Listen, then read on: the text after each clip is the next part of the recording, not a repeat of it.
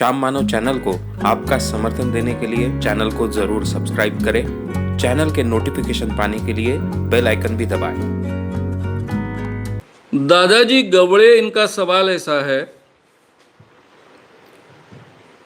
कि क्या चरखे पर अगर हम कपड़े बुनते रहेंगे तो 130 करोड़ जनता की आवश्यकताएं हम पूरी कर पाएंगे या नहीं कर पाएंगे।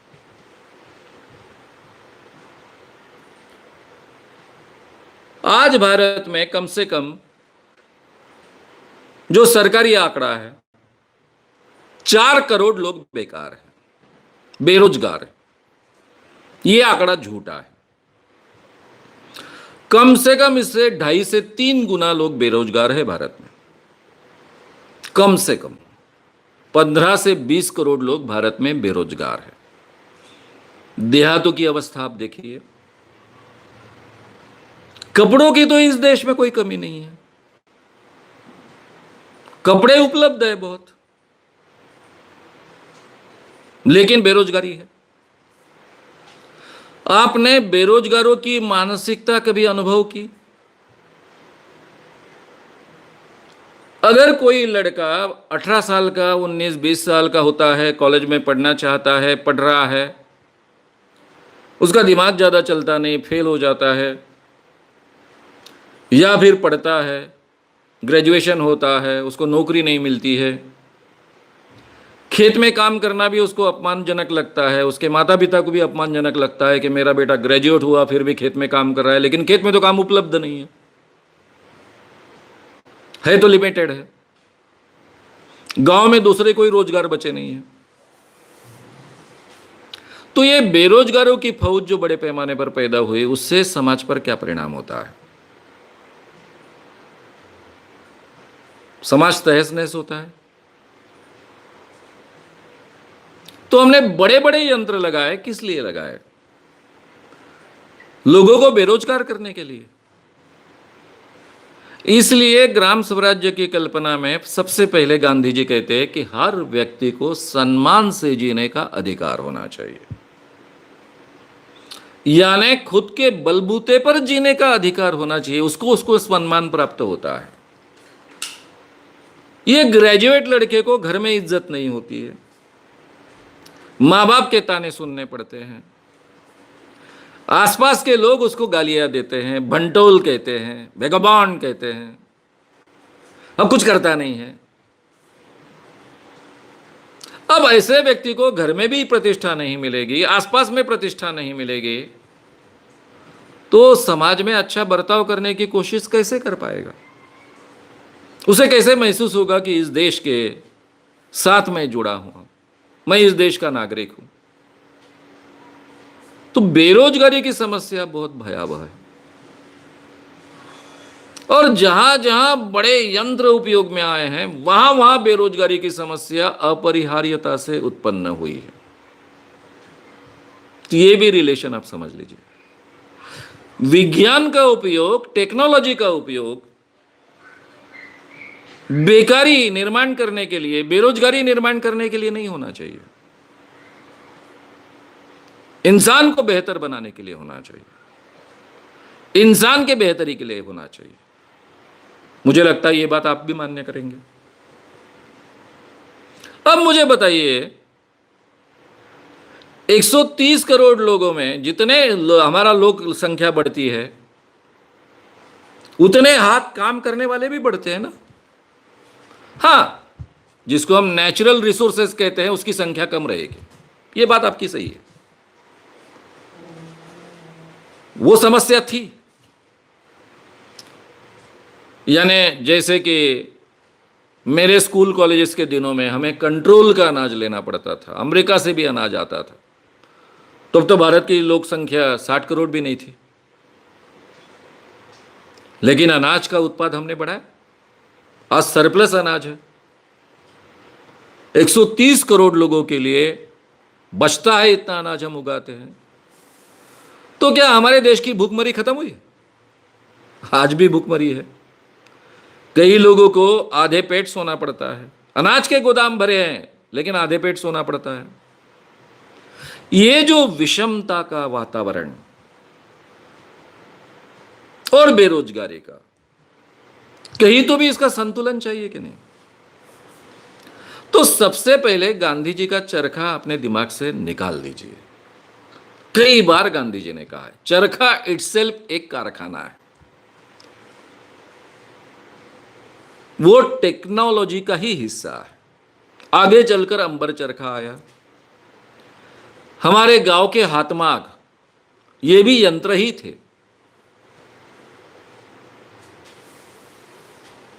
हम जो देहात में हल चलाते हैं, ये हल भी एक यंत्र ही होता है।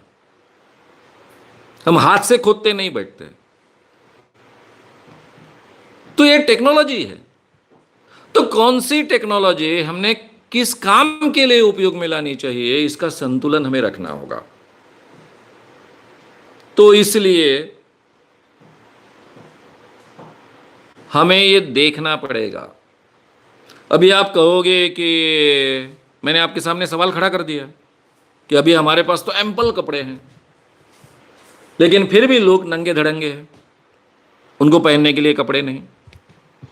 हमारे पास एम्पल अनाज है, किसानों ने इतनी मेहनत से इतने बड़े देश को, 130 करोड़ लोगों को, उनका पेट पाले इतना अनाज पैदा किया, लेकिन खुद मर रहे हैं, आत्महत्या कर रहे हैं, जीने लायक नहीं बचे। ये अर्थव्यवस्था के परिणाम है।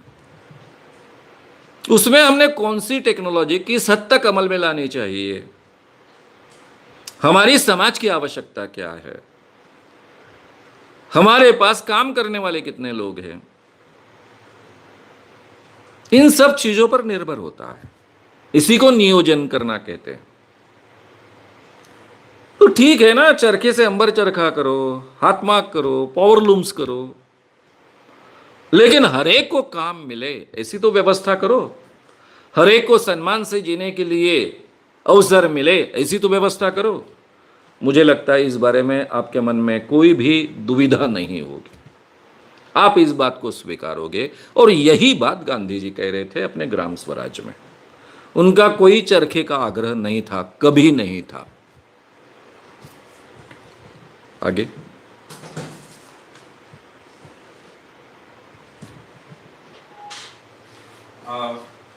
आज भारत में स्वराज लाने के लिए क्या राजनीतिक लोग भी सत्याग्रह का तरीका इस्तेमाल कर सकते हैं? अभय कथले।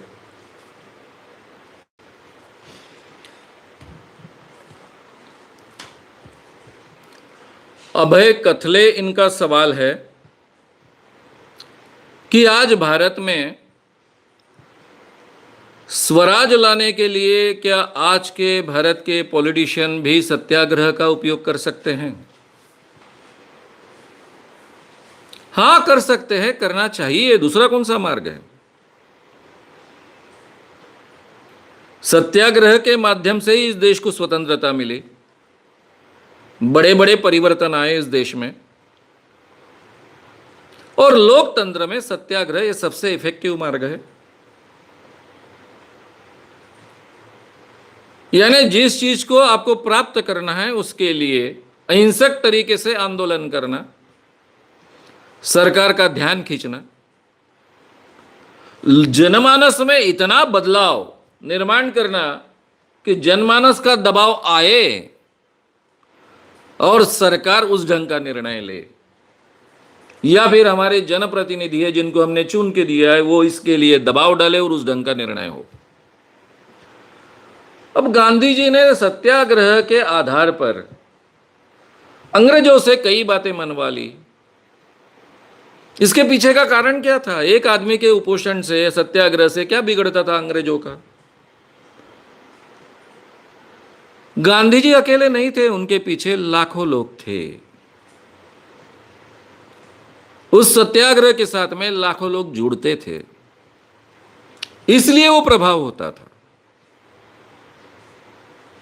और उसके लिए सत्यनिष्ठा से लेकर तो बाकी सब चीजें महत्व का रोल प्ले करती है। तो हमारे यहां के पॉलिटिशियन को अगर इस ढंग से सत्याग्रह करना पड़ेगा तो उनको भी इस ढंग की अपनी प्रतिमा लोगों के सामने लानी पड़ेगी कि वो निस्वार्थी है, देशहित के लिए, जनहित के लिए काम कर रहे हैं।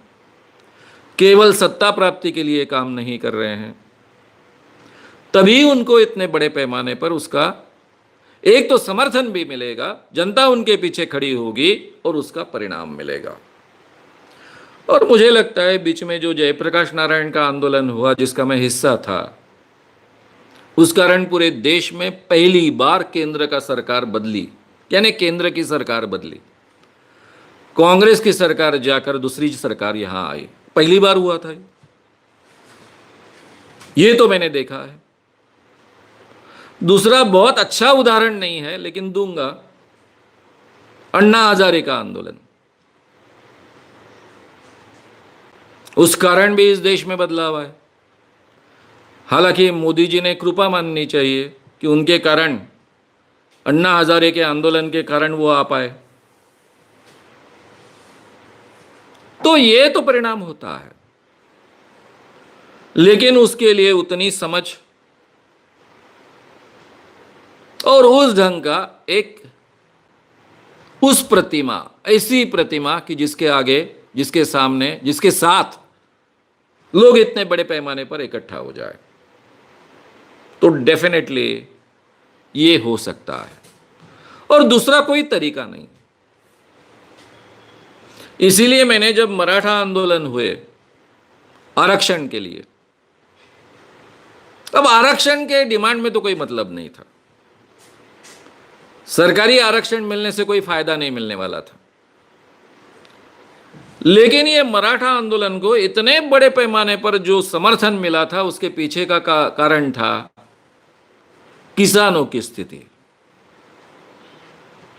आज के किसानों की जो स्थिति है, वो स्थिति के कारण इतना बड़ा समर्थन इन आंदोलनों को मिला था। केवल महाराष्ट्र में ही नहीं, जाटों का आंदोलन है, या फिर गुजरात में पटेलों का आंदोलन है, ये सभी खेतीहर लोग हैं, या फिर राजस्थान और हरियाणा वगैरह इस प्रदेश में गुर्जरों का आंदोलन है,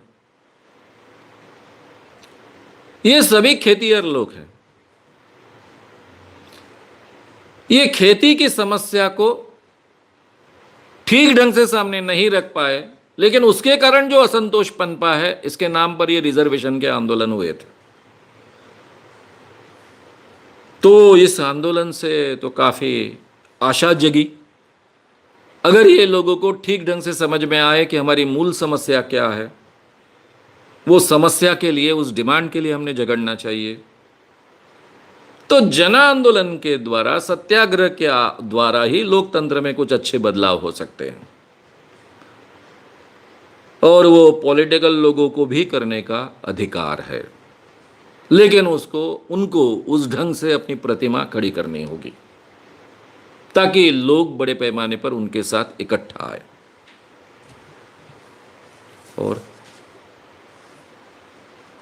सारे हिंदुत्व के संगठन गांधी जी को खलनायक मानते हैं, वैसा प्रचार करते हैं और उनकी हत्या को वध कहते हैं। ऐसे धर्मांध लोगों से देश को बचाने के लिए क्या करें? विशाल डोटे।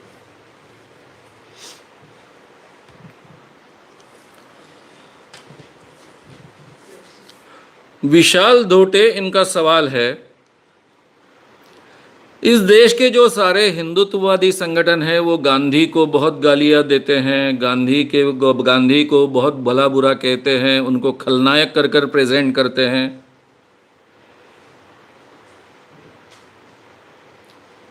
और गांधी की हत्या को वध कहते हैं।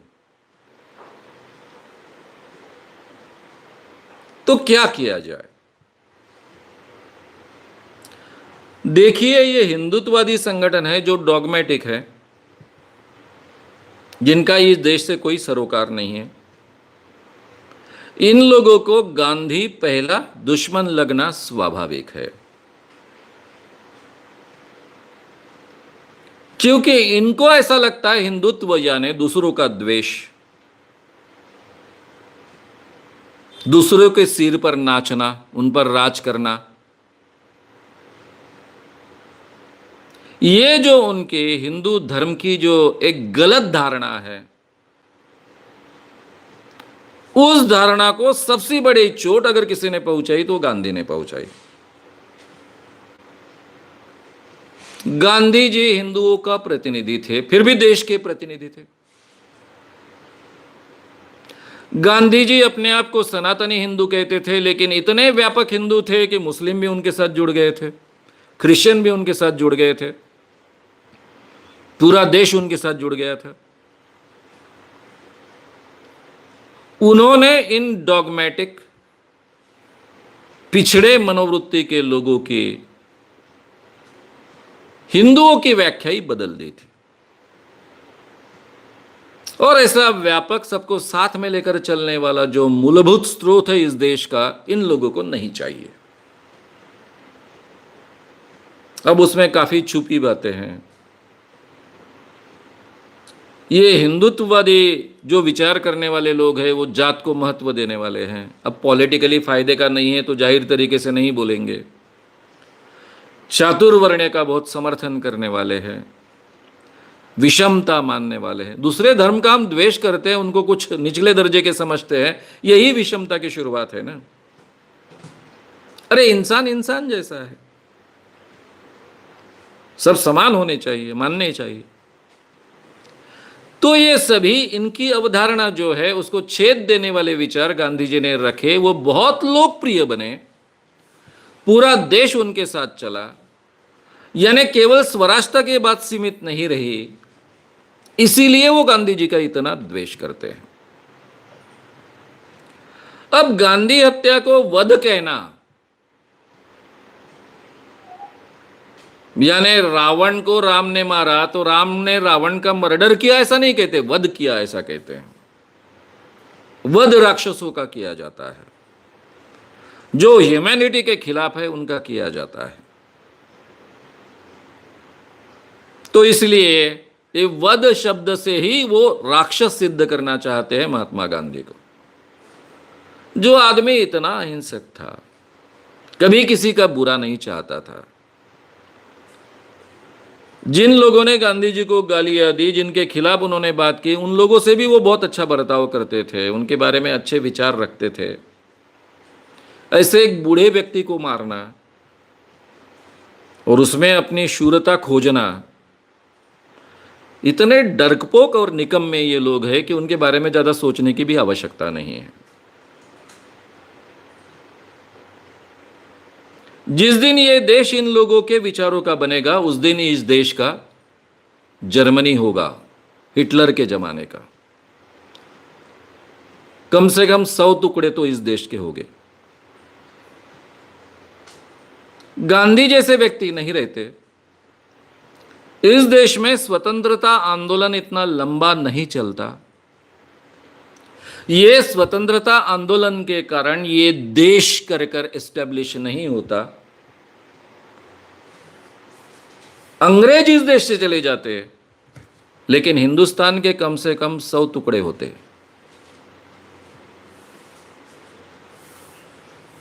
ये हमेशा याद रखना चाहिए। आज भारत नाम की जो कोई चीज हमको दिखती है, उसका पूरा क्रेडिट स्वतंत्रता आंदोलन को है। अब गांधी उसमें मेन है, तिलक जी उसमें मेन है, हजारों लाखों लोगों का उसमें योगदान रहा है। गांधी, तिलक, नेहरू, सरदार पटेल उसको रिप्रेजेंट करते हैं। इसलिए ये देश लोकतांत्रिक देश कर कर गए 70-75 साल जी रहा है, और ये देश देश रहा है। नहीं तो कभी देश नहीं रहता। 100 टुकड़े होते, अलग अलग स्टेट्स होती, अलग अलग देश होते। ये थोड़ा भी भारत का इतिहास जो जानता है उसको पता है। क्या किया जाए? इन लोगों के विचारधारा को गलत साबित करना, यही काम किया जा सकता है। और यह संघर्ष आज का नहीं है। ये विषमता का समर्थन करने वाले लोग हैं। कुछ लोगों को श्रेष्ठ और बाकी लोगों को कनिष्ठ मानने वाले लोग हैं। यह संघर्ष तो काफी सालों से चलते आ रहा है। महाराष्ट्र में वारकरी संप्रदाय ने इसके खिलाफ संघर्ष किया। संत ज्ञानेश्वर है, संत नामदेव है, संत एकनाथ है, संत तुकाराम जी है, संत गाडगे महाराज है, संत तुकडोजी महाराज है। वारकरी संप्रदाय ने यह संघर्ष किया। शिवाजी महाराज ने यह संघर्ष किया। अंग्रेज इस देश में आने के बाद में ज्योतिबा फुले, सावित्रीबाई फुले, डॉक्टर बाबा साहब अम्बेडकर से लेकर यह संघर्ष चलता रहा। तो ये विचारों का संघर्ष तो चलते रहेगा। ये समता के विचार लोगों तक प्रधानता से, ताकत से पहुंचाना, इनके विचार कैसे मानव जाति के लिए घातक है, ये बार बार लोगों के सामने लाना, लोगों को तार्किक विचार करने के लिए प्रवृत्त करना, ये मार्क्स से ही हम इसको सही माने में इनकी जगह इनको दिखा सकते हैं। और यही काम ये YouTube चैनल के जरिए अपन करने की कोशिश कर रहे हैं। हम सभी लोग कोशिश कर रहे हैं। ये कोशिश जितनी बढ़ेगी उतने ये अमानवीय विचार लोग नहीं स्वीकारेंगे। इस दुनिया में दूसरों का द्वेष कर कर किसी समाज का आज तक भला नहीं हुआ है, किसी देश का भला नहीं हुआ है। भारत उसका उत्कृष्ट उदाहरण है। इसलिए हमको इसी लाइंस पर चलना पड़ेगा। सच्चाई है और उजागर करनी पड़ेगी, बार बार रखनी पड़ेगी। ये विषमतावादी विचार बहुत घातक है, इंसानियत के लिए घातक है, ये बार बार लोगों के सामने रखना पड़ेगा। और यही कोशिश हमें सबको मिलकर करनी चाहिए, तो इसमें डेफिनेटली परिवर्तन आएगा।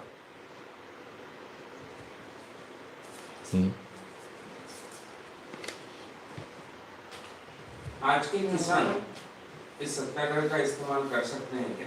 क्योंकि फार्मर जब मोर्चा लेकर मुंबई या दिल्ली गए तो उन्हें पुलिस ने शहर के बाहर ही रोक दिया। ऐसे में सत्याग्रह कैसे होगा? और उन्हें मिलने कोई नेता भी नहीं है।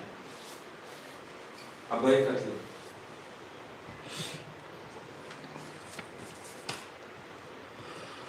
अभय कथले, इन्होंने सवाल पूछा है कि किसान अगर सत्याग्रह करेंगे तो किसान क्या अपनी समस्या सुलझा पाएंगे? जब किसान बड़े पैमाने पर गए मुंबई में तो उनको रास्ते में ही रोक दिया था और सरकार ने उसकी कोई सही मायने में उसकी तरफ ध्यान नहीं दिया। इसका मतलब इतना ही है कि अपने सत्याग्रह में अभी तक उतना दम नहीं आया है। ये देखिए, ये सीरीज जब कंप्लीट होगी तब आपके ध्यान में आएगा कि किसानों की समस्या के पीछे पूरी हमारी अर्थव्यवस्था है। किसानों को दाम नहीं मिलता वगैरह ये सब झूठ है। उनको दाम न मिले यही हमारी अर्थव्यवस्था है। इसी के आधार पर तो हमारे लाखों के पगार चलते हैं, हमारी गाड़ियां चलती है, हमारा पेट्रोल चलता है। मध्यम वर्ग और शासक वर्ग और कैपिटलिस्ट, ये सब उनके शोषण पर तो खड़े। इसलिए किसानों को सही माने में न्याय देना, इसका मतलब क्रांति होना है, देश में आर्थिक क्रांति होना है। इतनी आसान बात नहीं है। देवेंद्र जी फडणवीस महाराष्ट्र के मुख्यमंत्री हैं। जब वो शुरुआत में मुख्यमंत्री बने तो हर भाषण में वो किसानों का उल्लेख करते थे। मैंने कई उनके भाषण सुने। उनकी बातों पर से सही में उनको लगता था कि किसानों के लिए कुछ अच्छा करना चाहिए। तब मैंने बार बार उनके ध्यान में ला कर दिया, अब उनसे बातचीत हो सकती थी इसलिए ध्यान में ला कर दिया कि ये जो आप बाकी सब कर रहे हैं उससे कुछ नहीं होने वाला। चाहे आप कितनी भी योजनाएं लाए पानी संवर्धन की, उससे किसानों का भला नहीं होने वाला है। किसानों का उत्पाद बढ़ाने से कुछ भी भला नहीं होने वाला है। किसानों ने बहुत उत्पाद किया, तिगना से ज्यादा उत्पाद बढ़ाया, उल्टे और ज्यादा गरीब हुए। आत्महत्या ज्यादा करने लग गए। आपको अगर सही मायने में किसानों का भला करना है तो आपके पास एक ही पर्याय है कि किसानों को उनके उत्पादन मूल्य से 50% ज्यादा, जो आपने चुनाव में प्रॉमिस किया, नरेंद्र मोदी जी ने 14 के चुनाव में प्रॉमिस किया, वो प्रॉमिस अमल में लाए। मार्केट में ये प्राइस नहीं मिलने वाला। जो स्वामीनाथन आयोग ने एक छोटी सी बात रखी कि कम से कम 1.5 गुना उत्पादन खर्च से 1.5 गुना, ये उत्पादन मूल्य नहीं है। मैं आपके सामने रखूंगा उत्पादन मूल्य क्या होता है।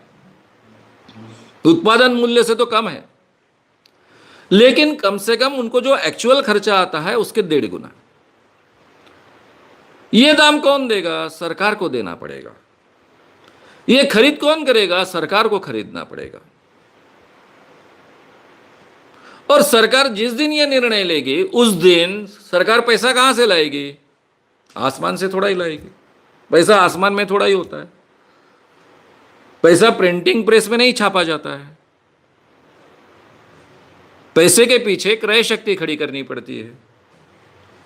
तो इधर से निकालना पड़ेगा, इधर देना पड़ेगा, तभी यह संभव है। तब यह अर्थव्यवस्था का चक्र घूम सकेगा। और यह निर्णय कोई भी सरकार लेने के लिए तभी बाध्य होगी जब सरकार पूरे देश को रोक दे। यानी सरकार नहीं, खेती हर किसान पूरे देश को रोक दे। और जब तक पूरे देश को किसान रोकते नहीं, तब तक यह निर्णय होने की संभावना नहीं है। अब कल्पना कीजिए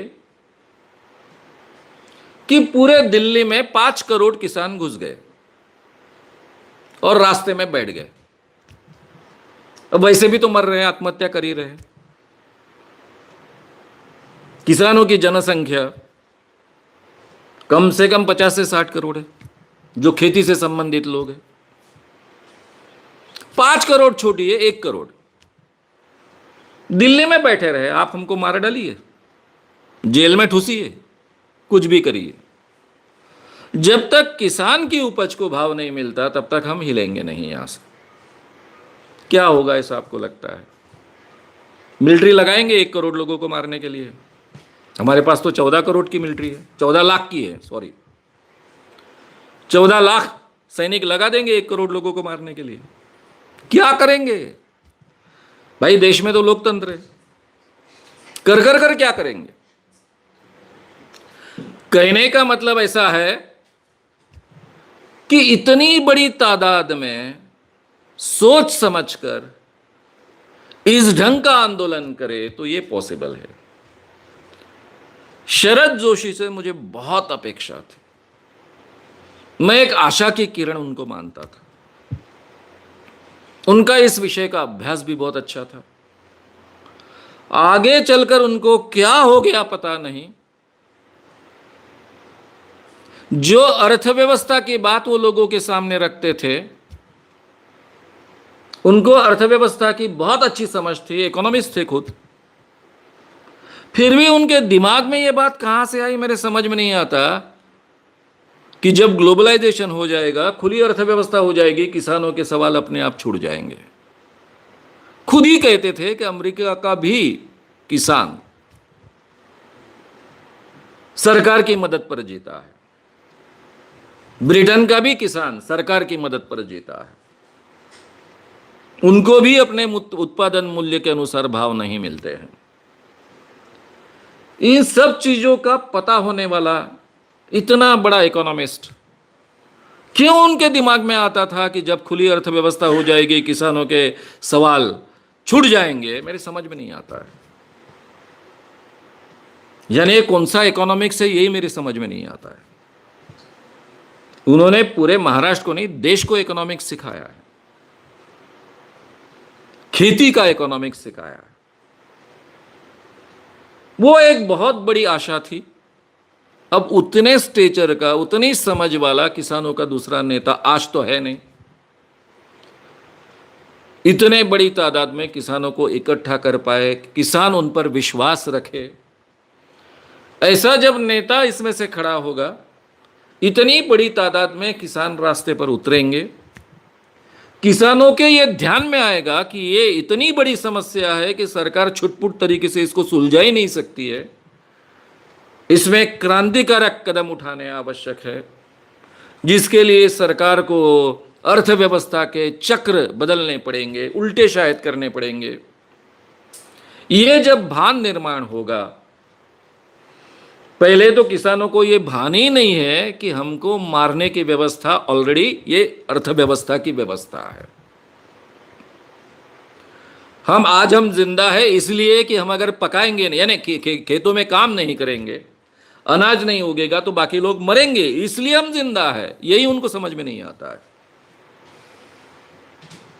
हमको ये लोग जीने नहीं देना चाहते हैं, यही अर्थव्यवस्था के चक्र है, यही उनके समझ में नहीं आता है। और पहली बार ये भान शरद जी जोशी ने निर्माण किया था। इसलिए मित्रों, ये अगर भान किसानों में निर्माण होगा, इतनी बड़ी तादाद में वो सामने आएंगे, तो भारत में लोकतंत्र है, इस कारण उसके परिणाम भी मिलना संभव है। इतना बड़ा जन आंदोलन ये होना चाहिए, और इसके लिए अहिंसक तरीके के अलावा दूसरा कोई तरीका उपलब्ध नहीं है। सत्याग्रह के अलावा दूसरा कोई तरीका उपलब्ध नहीं है। आप कोई भी हिंसक बात इससे करोगे तो कभी ये सवाल छूटने वाला नहीं।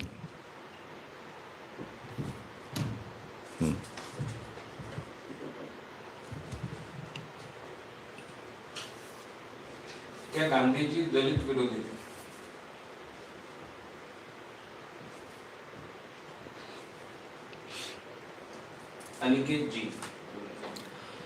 अनिकेत जी, इनका सवाल है कि क्या गांधी जी दलित विरोधी थे?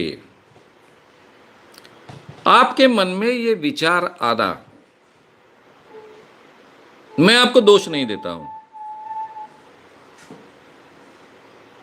लेकिन जिन लोगों ने आपके दिमाग में ये बात डाली वे सक्सेस हुए, इतना ही मैं बोलूंगा। एक तरफ हिंदुत्ववादी लोग हैं, गांधी जी ने जो हिंदुत्व को, हिंदू नाम को व्यापक बना दिया, मानवतापूर्ण बना दिया, इसलिए वो उनका द्वेष करते हैं। दूसरी तरफ ऐसे ही विचारों के लोग हैं जो अपने आप को प्रोग्रेसिव कहते हैं, लेकिन गांधी को दलित विरोधी कहते हैं। गांधी के पूरे जीवन में कहीं भी दलित विरोध नहीं था। आप एक भी उदाहरण दीजिए।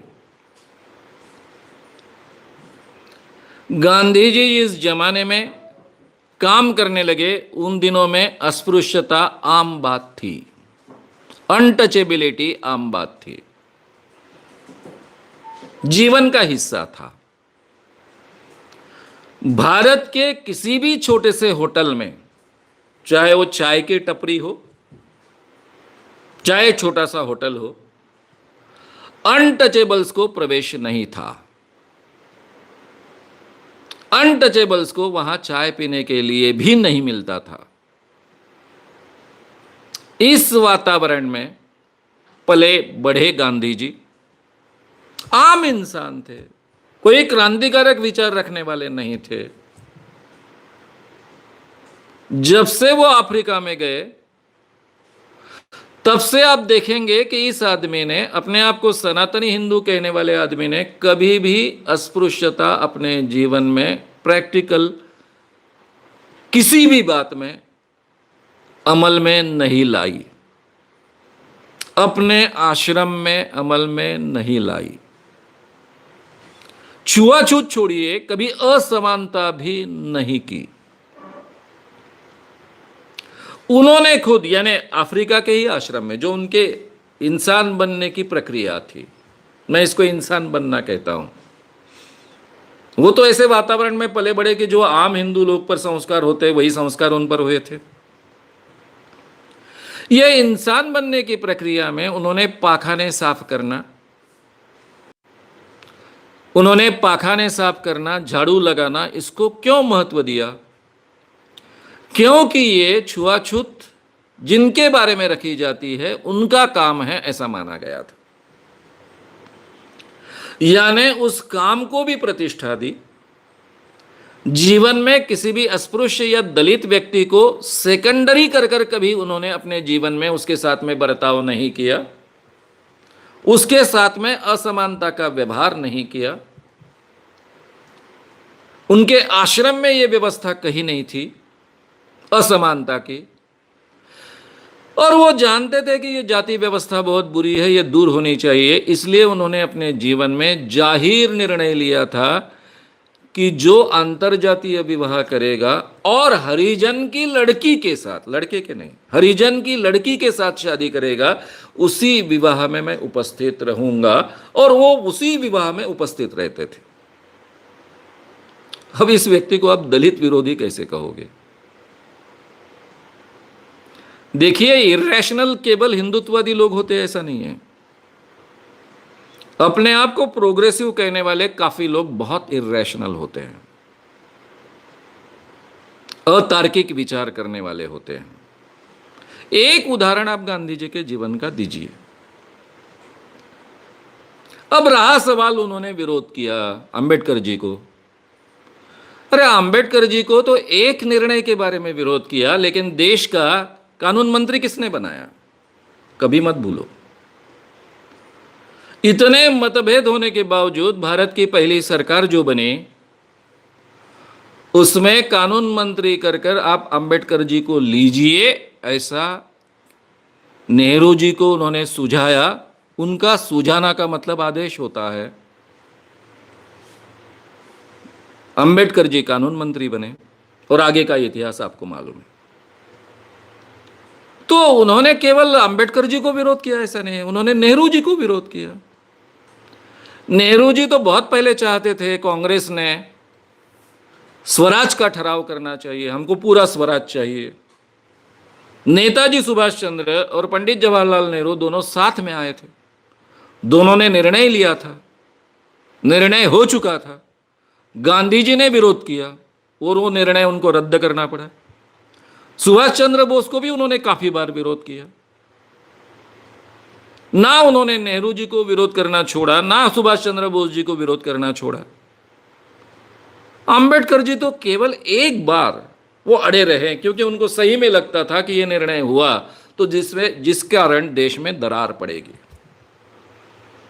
जैसे आज छोटे गांवों में अस्पृश्य लोगों को गांव के बाहर रखा जाता है, जिसको इंग्लिश में घेटो कहा जाता है, उस ढंग की एक घेटो व्यवस्था उसमें से तैयार होगी, जबकि सब लोगों ने साथ में आना चाहिए ऐसा उनको लगता था।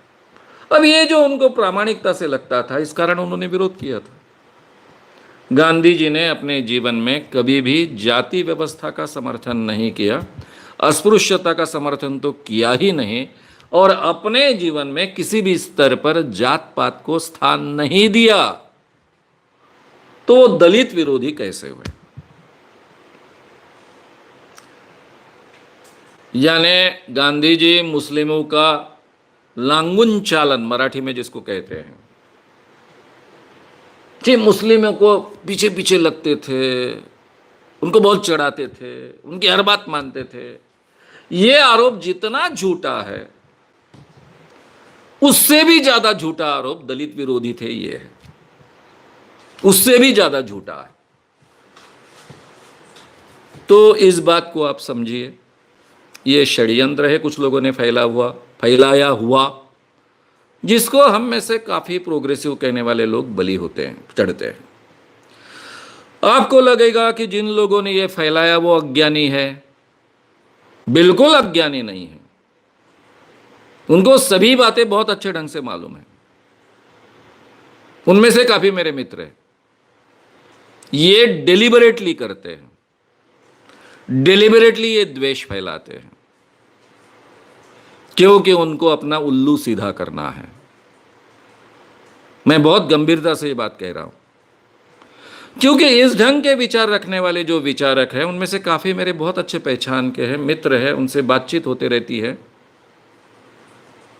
ये झूठी बातें फैलाई गई है, तो मैंने तो आपको जाहिर तरीके से कहा है कि दलित विरोधी गांधी जी है, ऐसा उनका एक वक्तव्य। अब आप कहोगे कि उन्होंने हरिजन शब्द का उपयोग किया। अरे भाई, वो भगवान मानने वाले ही व्यक्ति थे, भगवान के नाम से काफी बातें करते थे, वो अपने हर भाषण में भगवान का नाम लेते थे। आम हिंदू व्यक्ति को समझाने के लिए ये हरि के जन है, हरि को ये लोग प्रिय है, ऐसा उन्होंने कहा। वो शब्द आपको मान्य नहीं है तो नकार दीजिए, लेकिन उसके पीछे की उनकी मानसिकता तो समझिए, आरोप मत लगाइए। हर व्यक्ति अपने विचारों के अनुसार, अपनी धारणा के अनुसार शब्दों का उपयोग करता है। उन्होंने तो बहुत ही अच्छे भाव से इसका उपयोग किया था। अब उसमें आपको अपमान लग सकता है तो मत वापरिए, लेकिन झूठे आरोप तो मत कीजिए। बहुत बड़ी दिक्कत की बात है, गांधी को कांग्रेस ने केवल उनके नाम का उपयोग किया, गांधी को भूल गए। हिंदुत्ववादी लोगों ने झूठी बातें उनके नाम पर गढ़कर उनको बदनाम किया, और अपने आप को प्रोग्रेसिव कहने वाले लोगों ने भी उनके नाम पर झूठी बातें गढ़कर उनको बदनाम करना शुरू रखा है। मैं हमेशा कहता हूं कि गांधी इममटेरियल है, हो चुकी बात। गांधी क्या थे क्या नहीं थे इससे उनको कोई फर्क पड़ने वाला नहीं, लेकिन हमें अगर सही भारत समझ लेना है तो गांधी को समझना होगा, गांधी का आंदोलन समझना होगा। 1 लाख लोगों ने 30 से 40 करोड़ लोगों पर राज किया। उसी देश में इतने बड़े पैमाने पर लोग ब्रिटिश साम्राज्य के खिलाफ खड़े होते हैं, इतनी बड़ी संख्या में रास्ते पर उतरते हैं, अंग्रेजों की बंदूकें, तोहफे, लाठियां खाने के लिए तैयार होते हैं। जहां की महिलाएं घर कभी पार नहीं करती, घर के यानी घर की जो दहलीज होती है वो कभी लांघती नहीं, वहां की महिलाएं हजारों की नहीं लाखों की संख्या में इन आंदोलनों में शरीक हुई। ये काम जिस व्यक्ति ने किया वो भारत को कितना समझता था, भारत की मानसिकता को कितना समझता था। पूरे दुनिया में इतना बड़ा काम आज तक नहीं हुआ है, केवल भारत की बात नहीं है। तो ये कैसे हुआ, क्यों हुआ? पूरे भारत को उन्होंने जोड़ा, जो कभी था ही नहीं उसको जोड़ा। ये कैसे संभव हुआ? वो किसी एक गुट के नेता नहीं थे, पूरे भारत के नेता बन पाए। तो ये फेनोमेना क्या है? कम से कम भारत को समझने के लिए गांधी को समझना, उनका आंदोलन समझना हमारे लिए बहुत आवश्यक है। गांधी इममटेरियल है। गांधी को आपने नाम लो मत लो, उनको आप फोटो रखो मत रखो, इममटेरियल है, उसको कोई कीमत नहीं। उनको महात्मा कहो, कुछ कहो ना कहो, उनसे तो उनको कोई फर्क गिरने वाला नहीं, वो आज जिंदा ही नहीं है। ना ही उनके कोई ऐसे बच्चे बैठे हैं कि अपने बाप का झंडा लेकर, अपने बूढ़े ग्रैंडफादर का झंडा लेकर घूम रहे हैं। तो चिंता की क्या बात? गांधी को समझना ये गांधी की आवश्यकता नहीं है, हमारी आवश्यकता है। जिसका देश पर प्रेम है, जो देश को समझना चाहता है, उसको गांधी को भी समझना चाहिए, गांधी आंदोलन को भी समझना चाहिए। और गांधी और अंबेडकर ये विरोधी है ऐसा हम मानते हैं, तो उनको क्यों कानून मंत्री बनाने के लिए आग्रह किया, ये भी समझना चाहिए। और अंबेडकर जी और गांधी जी, इनमें इतना अंतर होने के बावजूद अंबेडकर जी ने कानून मंत्री बनना क्यों स्वीकारा, ये भी हमने समझना चाहिए। इतना बड़प्पन अंबेडकर जी ने भी क्यों दिखाया? उन्होंने क्यों प्रतिष्ठा का सवाल नहीं खड़ा किया? मैं थोड़ा ही चुन के आया हूं, जिस दिन चुन के आऊंगा उस दिन बनूंगा, मैं क्यों कांग्रेस के उपकार लूं? गांधी जी, जिसको मैं नहीं कीमत देना चाहता, उनके शब्दों के खातिर मुझे कहा गया है कि कानून मंत्री बनो, मैं नहीं बनूंगा। ये भूमिका उन्होंने भी नहीं ली। हाथ में जो अवसर आया उसका बहुत सुंदर उपयोग किया, एक बहुत सुंदर कॉन्स्टिट्यूशन हमारे देश को मिली। और ये न्याय यही व्यक्ति दे सकता है, ये विश्वास गांधी जी को था। इन बातों को हम कभी समझेंगे या नहीं समझेंगे, तो इन बातों को भी समझना बहुत आवश्यक है। उसी से जुड़ा शायद थोड़ा ऐड करना चाहेंगे तो डॉक्टर बाबा साहब आम्बेडकर गांधी जी को महात्मा क्यों नहीं कहते? संदीप बागुल।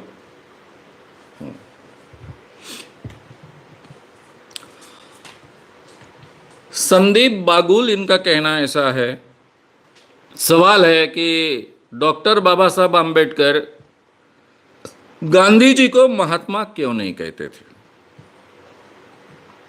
अब देखिए, आम्बेडकर जी की एक विचारधारा है। आम्बेडकर जी अपने ढंग से विचार करते थे, तो उनको किसी को महात्मा कहना योग्य नहीं लगता, तो ये उनका अधिकार है। ये उनके अधिकार का हमने आदर करना चाहिए। पहली बात, गांधी जी ने तो कभी नहीं कहा कि मुझे महात्मा कहो। उनकी कोई भी साइन आप निकालिए, इसमें मोहनदास करमचंद गांधी ऐसी ही साइन होती थी। मरने तक उनकी कोई भी साइन महात्मा गांधी कर नहीं है। तो वो अपने आप को महात्मा गांधी तो कभी कहते नहीं थे, लोग उनको कहते थे। और वो इतने प्रैक्टिकल थे, इतने समझते थे कि लोग मुझे महात्मा कहते हैं, इसका मतलब क्या है ये भी उनको समझता था। वो आंदोलन के लिए उसका फायदा उठाते थे। ये तो गांधी जी कोई बहुत अच्छे वक्ता तो थे नहीं।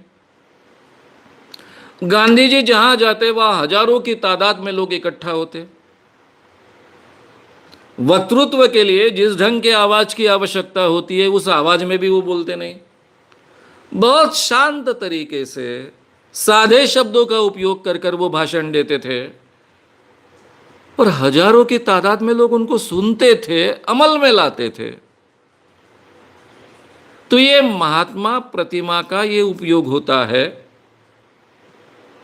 ये बहुत इंटेलिजेंटली उन्होंने उपयोग में लाया, उसका उपयोग कर लिया।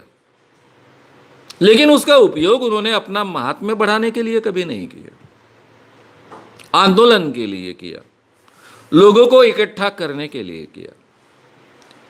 गांधी जी के पूरे जीवन के आंदोलन में उनका व्यक्तिगत स्वार्थ आप एक भी जगह नहीं बता सकते। उन्होंने जो भी किया वो देश के लिए किया, लोगों के लिए किया। एक तरफ ये फैक्ट है, दूसरी तरफ अंबेडकर जी उनको महात्मा नहीं मानना चाहते थे, ये उनका अधिकार है। मुझे भी बहुत गुस्सा आता है। अब मुझे तो पुरोगामी समझा जाता है, मैं अपने आप को पुरोगामी प्रोग्रेसिव मानता हूं, अंबेडकर जी को बहुत मानता हूं। अंबेडकर जी के कई भाषणों में मुझे बुलाया जाता है, अंबेडकर जी पर भाषण देने के लिए मैं जाता हूं। और वहां पर जब अंबेडकर जी के फोटो के सामने पूजा होती है, उनको भगवान कहा जाता है, तब मुझे बहुत चीड़ आती है, बहुत गुस्सा आता है। मुझे लगता है ये अंबेडकर जी का अपमान है। लेकिन मैं अपनी बात दूसरे ढंग से रखता हूं। मुझे भी महात्मा गांधी कहना आवश्यक नहीं लगता है। गांधी एक आम इंसान था, बेहतर इंसान था, इंसानियत के लिए काम करने वाला इंसान था। यही उनकी पहचान होनी चाहिए, ऐसा मैं मानता हूं। मैं कहीं भी जाता हूं तो गांधी जी के फोटो को हार नहीं चढ़ाता हूं, ना ही वो सूत का हार चढ़ाता हूं, लोगों को गुस्सा आता है। ना ही मैं अंबेडकर जी के फोटो को हार चढ़ाता हूं। इसका मतलब मैं अंबेडकर जी को नहीं मानता हूं, उनका आदर नहीं करता हूं, गांधी जी को नहीं मानता हूं, उनका आदर नहीं करता हूं, ऐसा नहीं होता है। मैं तो कभी अपने पिताजी के भी चरण नहीं छुए मैंने, जब से मुझे समझ आए। विनोबा जी को इतना मानता था, उनके साथ में इतना रहा, उनके भी चरण कभी मैंने नहीं छुए। जयप्रकाश जी के भी चरण कभी नहीं छुए। दादा धर्माधिकारी को बहुत मानता था, उनके भी कभी चरण नहीं छुए। तो किसी के चरण छूना ये मुझे ठीक नहीं लगता, इसलिए मैं नहीं करता हूं। तो इसका मतलब मैं अपने माता पिता का आदर नहीं करता हूं, दादा धर्माधिकारी का, विनोबा जी का, गांधी जी का, या फिर जयप्रकाश नारायण जी का, या फिर अंबेडकर जी का आदर नहीं करता हूं, ऐसा नहीं होता है। मेरी आदर व्यक्त करने की अलग तरीका अलग है, क्षमता अलग है, विचार अलग है। तो अंबेडकर जी को भी अलग विचार रखने का अधिकार है। वो किसी को महात्मा माने न माने, ये उनका अधिकार है। गांधी जी से उनके विचार भिन्न है, ये कहने का भी उनको अधिकार है। तो वो अपना अधिकार अमल में ला रहे हैं, लेकिन हम क्यों बीच में कूद रहे हैं? अंबेडकर जी ने जो कहा, इस कारण हम क्यों गांधी जी को कमतर आंकने जा रहे हैं? उसका स्वतंत्र मूल्यांकन हमने करना चाहिए, उनके काम के आधार पर करना चाहिए, और अंबेडकर जी का भी मूल्यांकन उनके काम के आधार पर करना चाहिए। ये हम सीखेंगे तो काफी चीजें आसान हो जाएगी। मुझे लगता है आपको इस सवाल का जवाब मिला।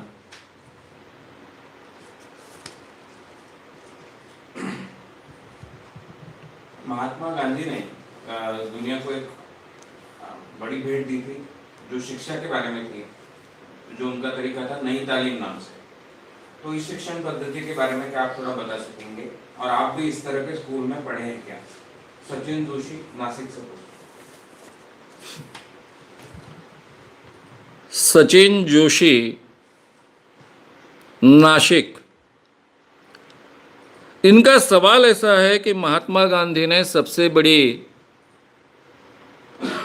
इस दुनिया को भेंट दी थी नई तालीम की शिक्षा का। तो ये नई तालीम की शिक्षा के बारे में आप थोड़ी सी बात कहिए, और आपका एजुकेशन इस नई तालीम में हुआ क्या, इसके बारे में भी बताइए। ये बात तो सही है कि गांधी जी ने केवल शिक्षा के बारे में विचार नहीं किया, तो प्रैक्टिकली वो अमल में लाने की कोशिश भी की। नई तालीम का स्कूल खोला, गुजरात में भी खोला और सेवाग्राम में भी खोला। मैंने ये वो स्कूल देखा है, समझने की कोशिश की है। वहाँ पर मेरे मित्र, मेरे साथ मेरे संगठन में तरुण शांति सेना में जो काम करते थे, अशोक जी बंग और अभय बंग, दोनों वहाँ सीखे हैं। मेरे और भी एक पांडे नाम के मित्र हैं, वो भी वहाँ सीखे हैं। लेकिन मैं कभी उस स्कूल में नहीं सीखा। अब मेरे पिताजी का निर्णय है। मेरे पिताजी विनोबा जी के सेक्रेटरी रहे हैं। बचपन से मैं वर्धा में रहा हूँ, पहली क्लास से मैं वर्धा में ही पढ़ा हूँ। और कौन से स्कूल में मैं जाऊँ, कौन से स्कूल में न जाऊँ, ये उन्हीं का निर्णय होता था। उन्होंने मुझे नई तालीम में भेजा होता तो शायद मुझे नई तालीम में सीखने को मिलता। लेकिन आगे चलकर मैंने, एक तो सेवाग्राम में श्रीमन नारायण अग्रवाल कर राज्यपाल थे, गवर्नर थे। उन्होंने एक एजुकेशन पर पूरे दुनिया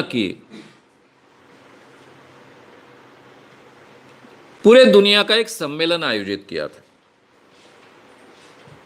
जिसमें बहुत देशों से शिक्षण के क्षेत्र के बड़े बड़े तज्ञ लोग आए थे, जिसका उद्घाटन इंदिरा गांधी जी ने किया था और समापन भी इंदिरा गांधी जी ने किया था, तब वे प्रधानमंत्री थी। उस शिक्षण परिषद जो 3 दिन चली, उसको मैंने पूरी तरह से अटेंड किया है। पूरे दुनिया के बड़े बड़े विद्वानों के उस विषय पर व्याख्यान सुने हैं। आगे चलकर उसी से के साथ जुड़कर हम जब जयप्रकाश नारायण के संगठन तरुण शांति सेना में काम कर रहे थे, मेरे जीवन की वो सार्वजनिक शुरुआत है, तब हमने शिक्षण में क्रांति नाम का नारा दिया था और उस कारण भी इस विषय का बहुत गहरा अध्ययन किया। गांधी जी की नई तालीम शिक्षा, इस बारे में एक स्वतंत्र व्याख्यान मैं करने जा रहा हूं। जब करूंगा तब उसकी सभी बारीकियां आपके सामने रखूंगा। अभी केवल महत्व की 2-3 बातें आपके सामने मैं रखता हूं। शिक्षा का उद्देश्य इंसान को जीने के लिए तैयार करना है, ऐसा गांधी जी मानते थे। और यही सही मायने में शिक्षा का उद्देश्य होता है। लॉर्ड मैकॉले ने भारत में जो शिक्षा पद्धति शुरू की, उसका उद्देश्य स्पष्ट था। उनको भारत पर राज करने वाली जो यंत्रणा शासन चाहिए था, गवर्नमेंट फॉर्म करनी थी, उसमें स्थानिक लोगों को इन्वॉल्व करने के लिए ऐसे क्लर्क चाहिए थे कि जिनके जरिए ये गुलामी का राज पूरे भारत पर वो लाद सके। इस उद्देश्य से वो शिक्षा प्रणाली भारत में शुरू हुई, जो आज तक उसी ढंग से कंटिन्यू है। इसीलिए शिक्षित बेरोजगार की समस्या पैदा हुई। हालांकि शिक्षा के बाद में बेरोजगार की समस्या पैदा होना ही पॉसिबल नहीं है, यानी वो शिक्षा ही गलत है। उसमें से अगर बेरोजगारी की समस्या पैदा होती है तो शिक्षा ही गलत है। गांधी जी के बुनियादी शिक्षा का, यानी जिसको नई तालीम जिन्होंने कहा था, उसका ढांचा ही ये था कि मानवीय जीवन के चारों अंगों का बहुत अच्छा विकास हो। एक उसके हेड का यानी बुद्धि का विकास हो। बुद्धि का विकास होने के लिए जो शुरुआत में उसने सीखना चाहिए, भाषा सीखना चाहिए, गणित सीखना चाहिए, जो आवश्यक विषय वो सीखने चाहिए, लेकिन अपना दिमाग बहुत अच्छे ढंग से उसमें उपयोग करने की क्षमता होनी चाहिए। वहां जानकारी को महत्व नहीं था, और आज तो जानकारी को बिल्कुल ही महत्व नहीं है। हमारे हाथ में एंड्रॉयड मोबाइल्स है, गूगल पर जाइए, टक टक कीजिए, हर दुनिया की जानकारी हमें वहां मिल जाती है। तो जो जानकारी हमारे पास आती है उसका सही माने में विश्लेषण करना, उसकी सच्चाई समझना, परखना, उसका इंटरप्रिटेशन करना, और उसका हमारे और मानवीय जीवन में क्या उपयोग होना, इसके लिए उसका उपयोग करना, यह हमारे ब्रेन का, बुद्धि का काम है। इस ढंग से हमारा बुद्धि का विकास अपने शिक्षा में हो, इस ढंग से वो पूरा ढल रहा था। अब अगर हमारा दिमाग बहुत अच्छे ढंग से काम करेगा, तार्किक पद्धति से हम विचार करना सीखेंगे, उसका उपयोग मानवता के लिए करेंगे, तो हमारी भावनाएं उतनी विकसित होनी चाहिए, यानी हमारे हार्ट का भी उतना ही अच्छा विकास होना चाहिए।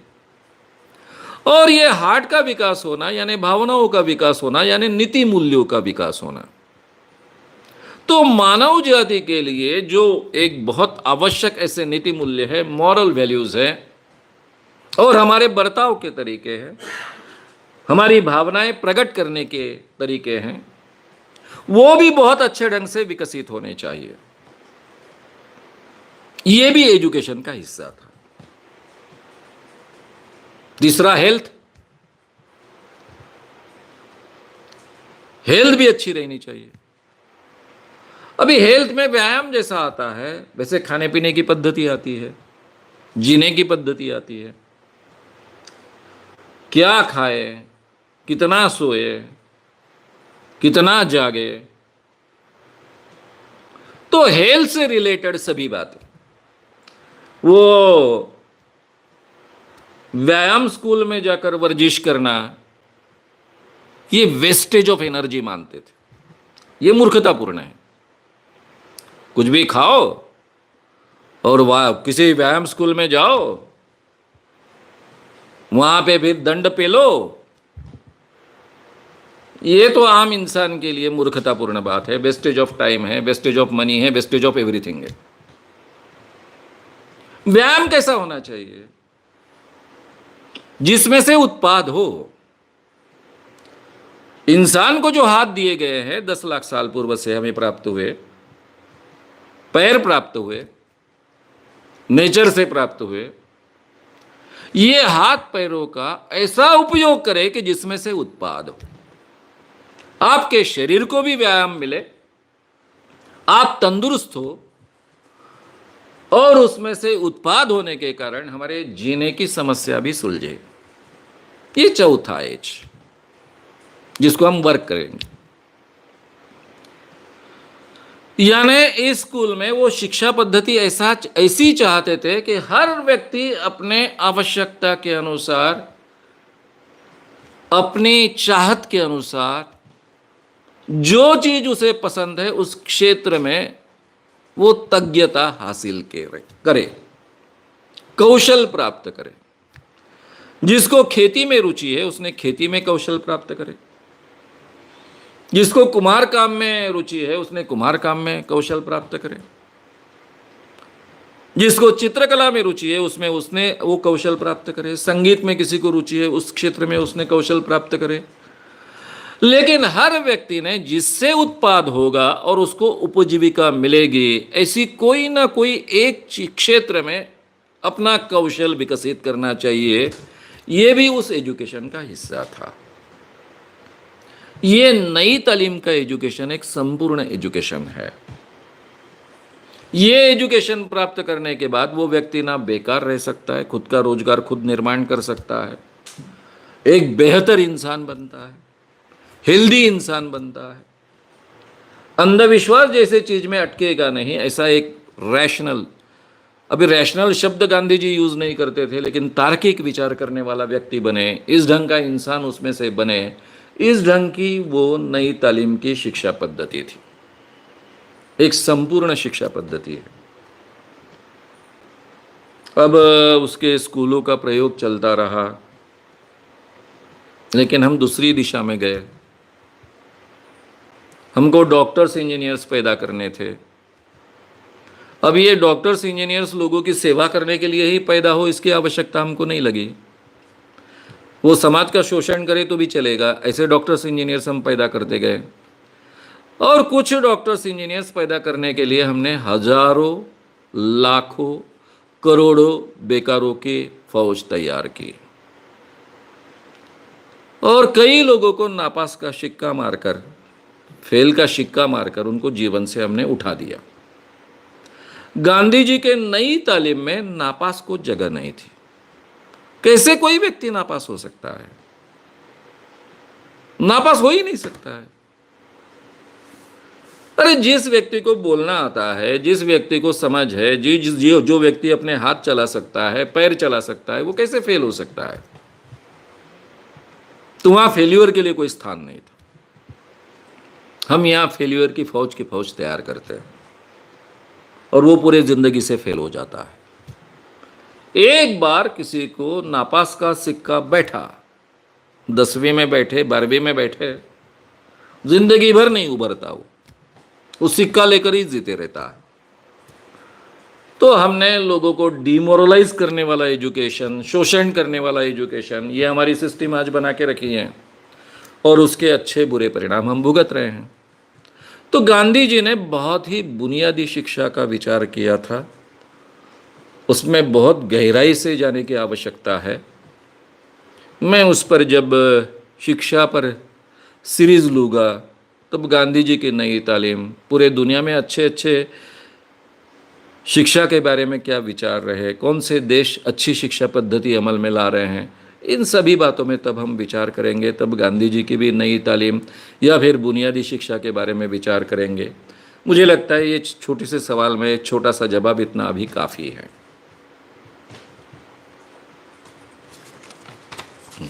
महात्मा गांधी और इंदिरा गांधी, इनमें क्या कोई पारिवारिक नाता था, रिश्ता था? विशाल धोटे ये जानबूझ के पूछ रहे हैं कि लोगों को ऐसा शायद लगता है। और इसी से जुड़ा आर.के. गर्ग जी का सवाल है, क्या इंदिरा गांधी ने गांधी के नाम जोड़कर देश के साथ राजनीतिक धोखा नहीं किया? विशाल धोटे, आर.के. गर्ग। विशाल धोटे और आर.के. गर्ग, इन दोनों का सवाल ऐसा है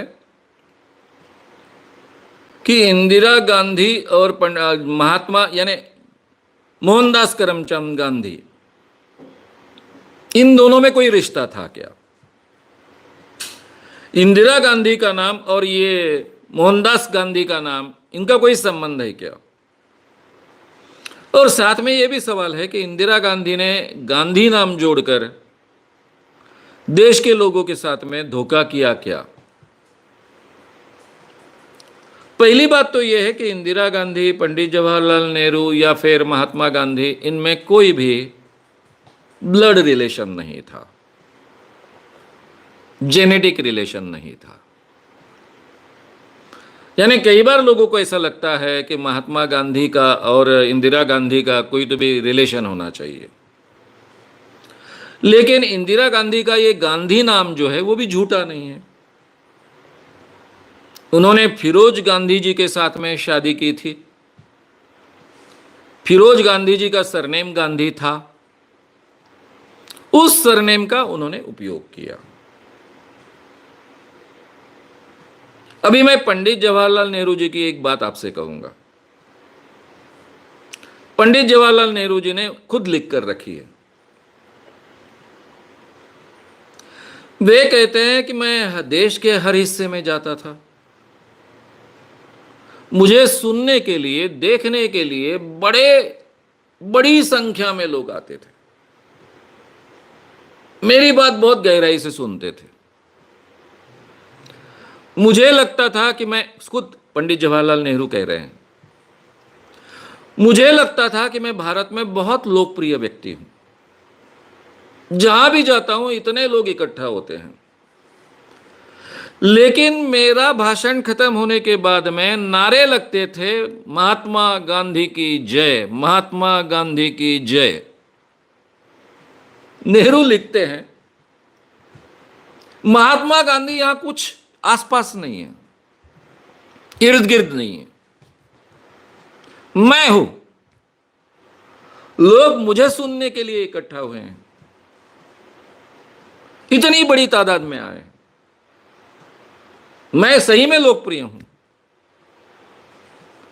लेकिन नारे लगते हैं महात्मा गांधी की जय, नेहरू की जय की नहीं नारे लगते हैं। तब मुझे एहसास होता है कि मुझे लोग गांधी जी का प्रतिनिधि मानते हैं, इसलिए मैं लोकप्रिय हूं। मैं पंडित जवाहरलाल नेहरू कर लोकप्रिय नहीं हूं, गांधी जी का प्रतिनिधि कर लोकप्रिय हूं, गांधी जी का शिष्य कर लोकप्रिय हूं। पंडित जवाहरलाल नेहरू ने दूसरी भी बात लिखी है कि मैं मेरे पिताजी और गांधी जी को बहुत मानता, उनकी कोई बात मैं टाल नहीं सकता। हाँ, मैं दोनों के साथ में बहस करता हूं, उनके विचार जब मुझे मान्य नहीं होते हैं उनके साथ में झगड़ता भी हूं, कई बातें नकारता भी हूं, फिर भी मैं दोनों का इतना आदर करता हूं कि उनकी कोई बात टाल नहीं सकता हूं। अब पंडित जवाहरलाल नेहरू जी मोतीलाल जी के बेटे थे, उनका उनके साथ में ब्लड रिलेशन था। वो जितना महत्व और प्रेम अपने पिताजी से करते थे, उतना ही प्रेम और महत्व महात्मा गांधी को भी एक पिताजी कर देते थे। विचार के स्तर पर तो अलग ही बात है। तो इनका ये रिलेशन रहा, ये तो फैक्ट है। गांधी जी और पंडित जवाहरलाल नेहरू, इनके विचारों में काफी जगह बहुत अंतर होता था और दोनों ने कभी छुपा कर नहीं रखा। दोनों इतने प्रामाणिक और ओपन थे कि उन्होंने हमेशा आपस में जो उनके मतभेद है वो व्यक्त किए, खासकर अर्थशास्त्र के बारे में व्यक्त किए। गांधी जी की स्वराज की कल्पना और स्वराज में जो अर्थशास्त्र उनको अपेक्षित है वो नेहरू जी को मान्य नहीं था। देश को स्वतंत्रता मिलने के पहले इस बारे में उनकी बहस होते रही, लेटर्स के द्वारा भी बहस होते रहे, कुछ लेटर्स उस क्षेत्र के उपलब्ध भी है। विचारों में अंतर रहने के बावजूद वो अपने पिताजी इतना ही महत्व गांधी जी को देते थे, ये भी फैक्ट है। यानी जब पंडित जवाहरलाल नेहरू सबसे लोकप्रिय थे, तब भी उनको गांधी जी का चेला, गांधी जी का प्रतिनिधि कर ही प्रतिष्ठा मिलती थी। वो उनके विचारों से भिन्न होने के बावजूद गांधी जी ने उन्हीं को अपना उत्तराधिकारी घोषित किया और देश के प्रधानमंत्री के लिए उन्हीं का नाम सुझाया। ये भी फैक्ट है। गांधी जी अगर नेहरू जी का नाम नहीं सुझाते तो शायद पंडित जवाहरलाल नेहरू इस देश के प्रधानमंत्री नहीं बनते। तब उतना सामर्थ्य था, वो उन्होंने बार बार सिद्ध किया। सुभाष चंद्र बोस दूसरी बार अध्यक्ष बने कांग्रेस के। गांधी जी ने कहा मुझे मान्य नहीं। सुभाष चंद्र बोस भी नेहरू जी जितना गांधी जी को मानते थे उतना ही मानते थे, उतना ही प्रेम करते थे। लेकिन सुभाष चंद्र बोस की हिंसक प्रक्रिया द्वारा देश की स्वतंत्रता प्राप्त करना यह विचार बिल्कुल मान्य नहीं था गांधी जी को। उनको लग रहा था कि सुभाष चंद्र बोस अलग दिशा में कांग्रेस को ले जाएंगे। उन्होंने इतना ही कहा कि मुझे यह मान्य नहीं, मैं सुभाष चंद्र बोस के साथ नहीं हूं। गांधी जी तो कांग्रेस के सदस्य भी नहीं थे, कभी अध्यक्ष थे सुभाष चंद्र बोस बने, लेकिन उन्होंने रेसिग्नेशन दिया क्योंकि वो जानते थे अगर गांधी जी का समर्थन नहीं तो कांग्रेस का अध्यक्ष रहकर मैं कुछ करने वाला नहीं हूं, कुछ कर पाने वाला नहीं हूं। तो यह स्थिति गांधी जी की थी। अब इस अवस्था में, इस स्थिति में इंदिरा गांधी जी ने गांधी का नाम यूज किया, जो झूठा नहीं है। फिरोज गांधी का नाम गांधी था। इंदिरा जी की शादी फिरोज से हुई, उनसे बच्चे हुए, लेकिन उन्होंने नेहरू नाम भी धारण कर सकती थी। वो स्वतंत्र विचारों की स्त्री थी।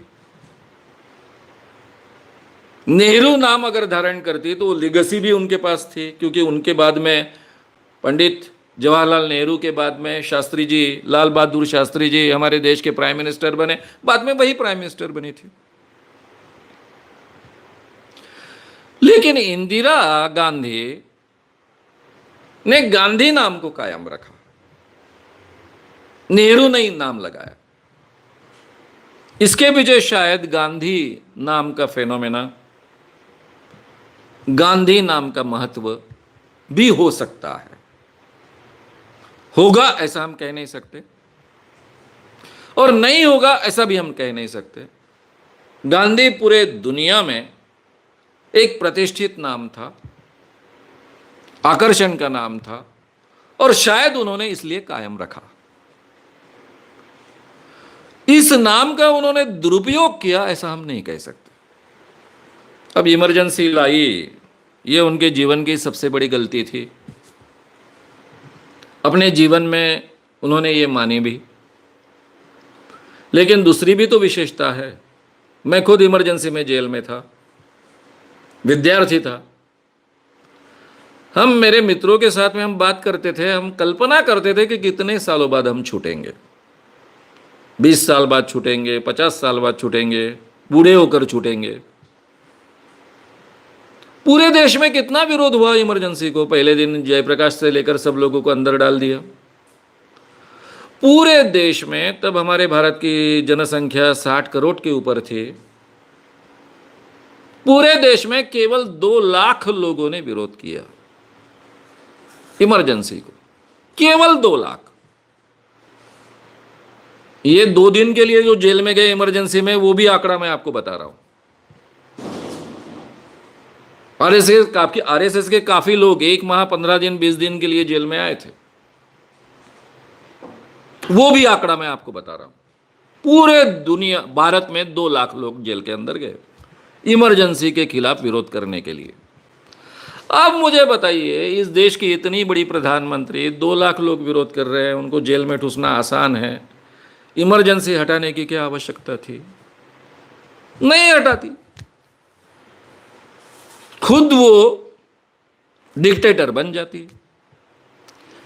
प्रेसिडेंशियल फॉर्म ला देती इस देश में, खुद ही प्रेसिडेंट बन जाती,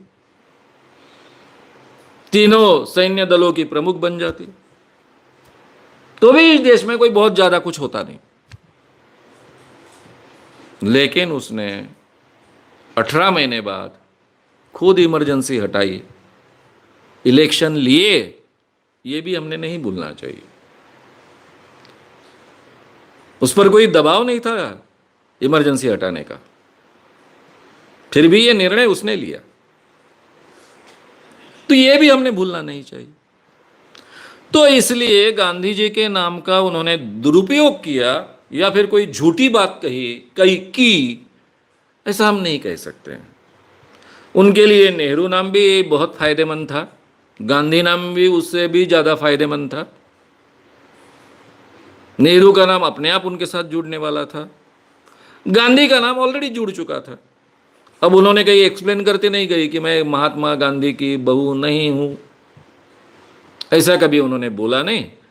और कभी ये भी बोला नहीं कि मैं महात्मा गांधी की बहू हूं, ये भी कहीं बोला नहीं। तो इसलिए उन पर यह आरोप भी नहीं किया जा सकता। फैक्ट्स मैंने आपके सामने रखी। आगे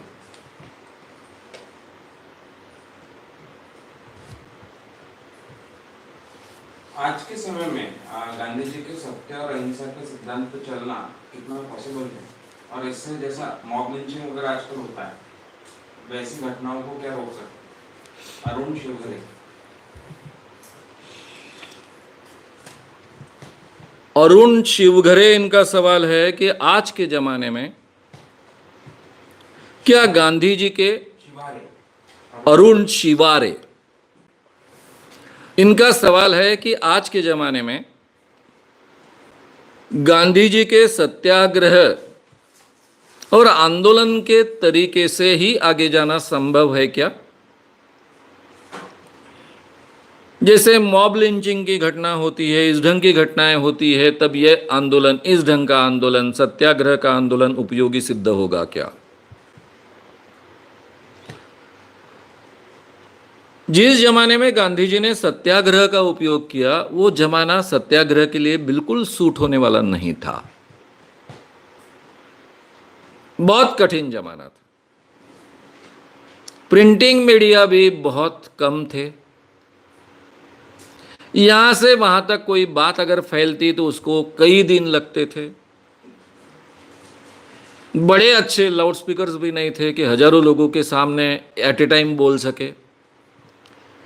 इस मर्यादित समय के समय भी सत्याग्रह जैसी एक बहुत नई चीज, हालांकि गांधी जी इसको नई चीज नहीं मानते, भारतीय परंपरा का वो हिस्सा था ऐसा वो मानते हैं। अब उनको ही वो मिला, बाकी लोगों को नहीं मिला, वो बात अलग है। तो यह सत्याग्रह का एक नया हथियार उन्होंने उपयोग में लाया दुनिया में पहली बार, और वो लोकतांत्रिक तरीके से बहुत इफेक्टिव होता है, ये भी सिद्ध किया। अभी तो इस हथियार के लिए बहुत अनुकूल परिस्थिति है। बात जल्दी लोगों तक पहुंचाने के मीडियाज उपलब्ध है, सोशल मीडिया है, इलेक्ट्रॉनिक मीडिया है, प्रिंटिंग मीडिया है। इसलिए सत्याग्रह का जो प्रचार और प्रसार की आवश्यकता है उसके लिए तो बहुत अनुकूल वातावरण है।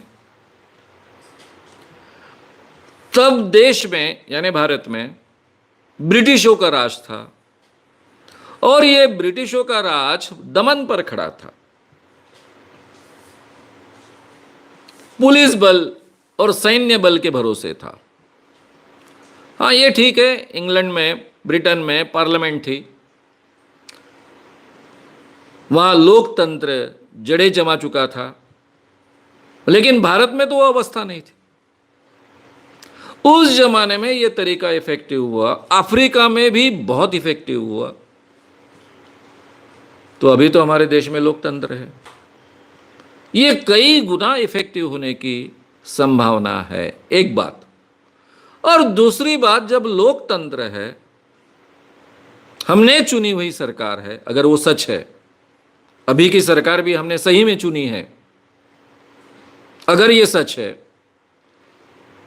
तो हमने चुनी हुई सरकार है, तो अहिंसक तरीके के अलावा दूसरा कोई तरीका अमल में लाना ये तो बहुत ही गलत बात है, अनैतिक भी है, गलत भी है। तो हमें अहिंसक तरीका तो अमल में लाना पड़ेगा। तो सत्याग्रह के अलावा हमारे पास कौन सा तरीका है? मॉब लिंचिंग समझो हुआ, अब कल्पना करिए कि जहां मॉब लिंचिंग हुआ वहां के सब लोग अगर उपोषण को बैठ जाए,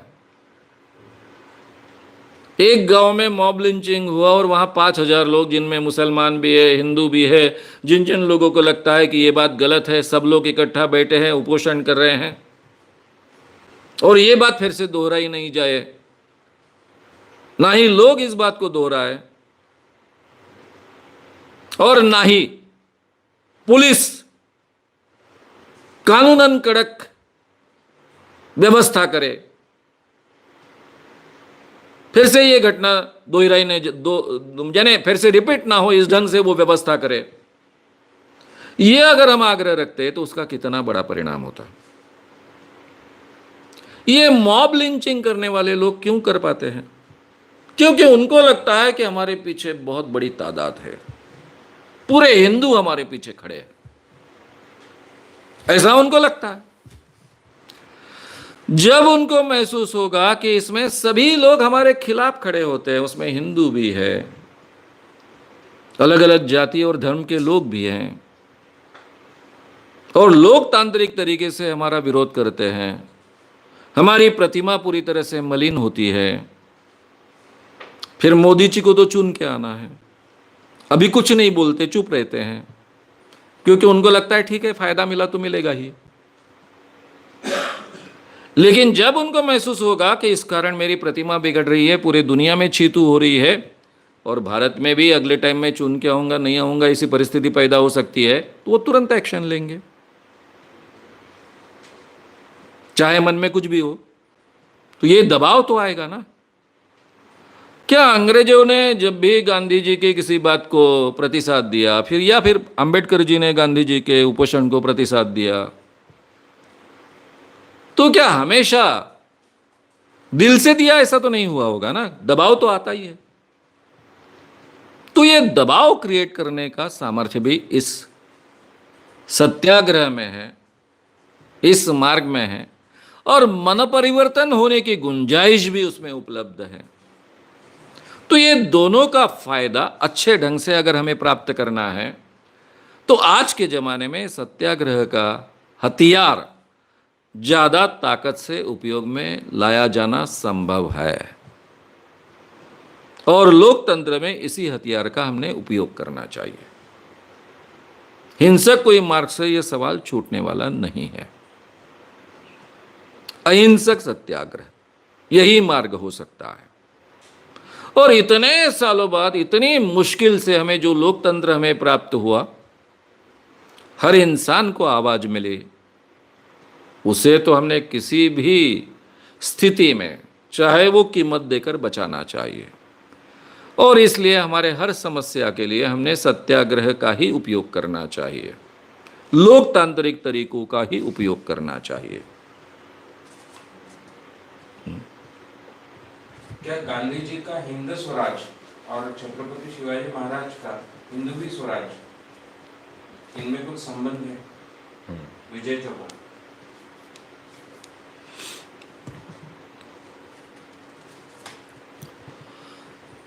विजय चौहान इन्होंने सवाल पूछा, क्या गांधी का हिंद स्वराज और शिवाजी महाराज का हिंदवी स्वराज, इसमें कोई साम्य है? आपने बहुत ही बेहतरीन सवाल पूछा। दोनों में बहुत साम्य है।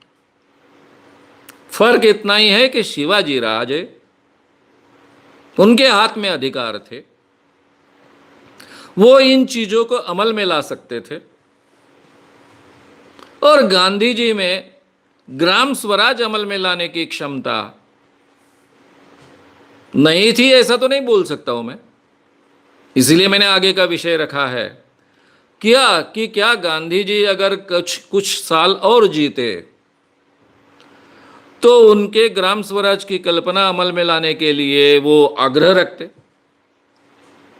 और अर्थव्यवस्था को लेकर पंडित जवाहरलाल जी नेहरू, जिन्होंने आगे चलकर इस देश में अर्थव्यवस्था लाई, मिश्र अर्थव्यवस्था, उनमें और गांधी जी में बहुत बड़ा टकराव होता।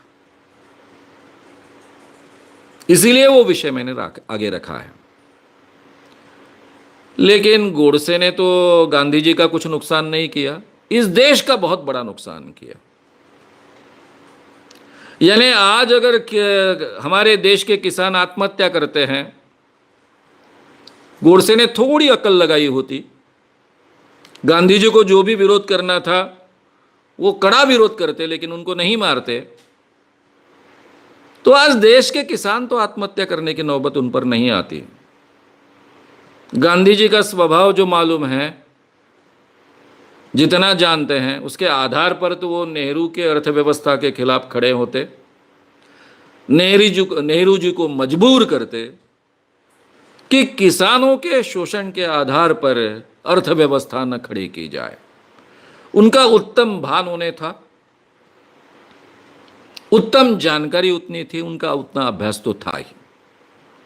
तो यह संघर्ष इस देश में खड़ा होता, और इस संघर्ष में हमेशा गांधी जी जीतते, क्योंकि ना गांधी जी को प्रधानमंत्री बनना था, ना गांधी जी को कोई पद चाहिए था, लेकिन वो सत्य के साथ झगड़ते, और गांधी जी को लोगों का इतना दबाव आता कि नेहरू जी को मानना ही पड़ता, चाहे नेहरू जी का मन परिवर्तन कर कर या फिर दबाव के नीचे उनको उनकी बात माननी पड़ती। तो गोडसे ने केवल गांधी जी को नहीं मारा, उन्होंने इस देश के किसानों को भी मारा है, यह भी हमने समझना चाहिए।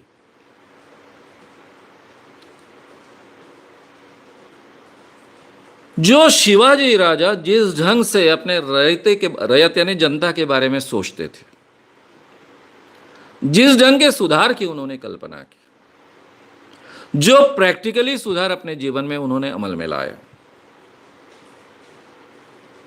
उसी ढंग की व्यवस्था, उसके भी आगे की व्यवस्था, एक ग्रामीण अर्थव्यवस्था अपने हिंद स्वराज में महात्मा गांधी चाहते थे। जो भी हमारे देहातों में शोषण होता है जाति के नाम पर या फिर और किसी कारणवश, उस शोषण के वो खिलाफ थे।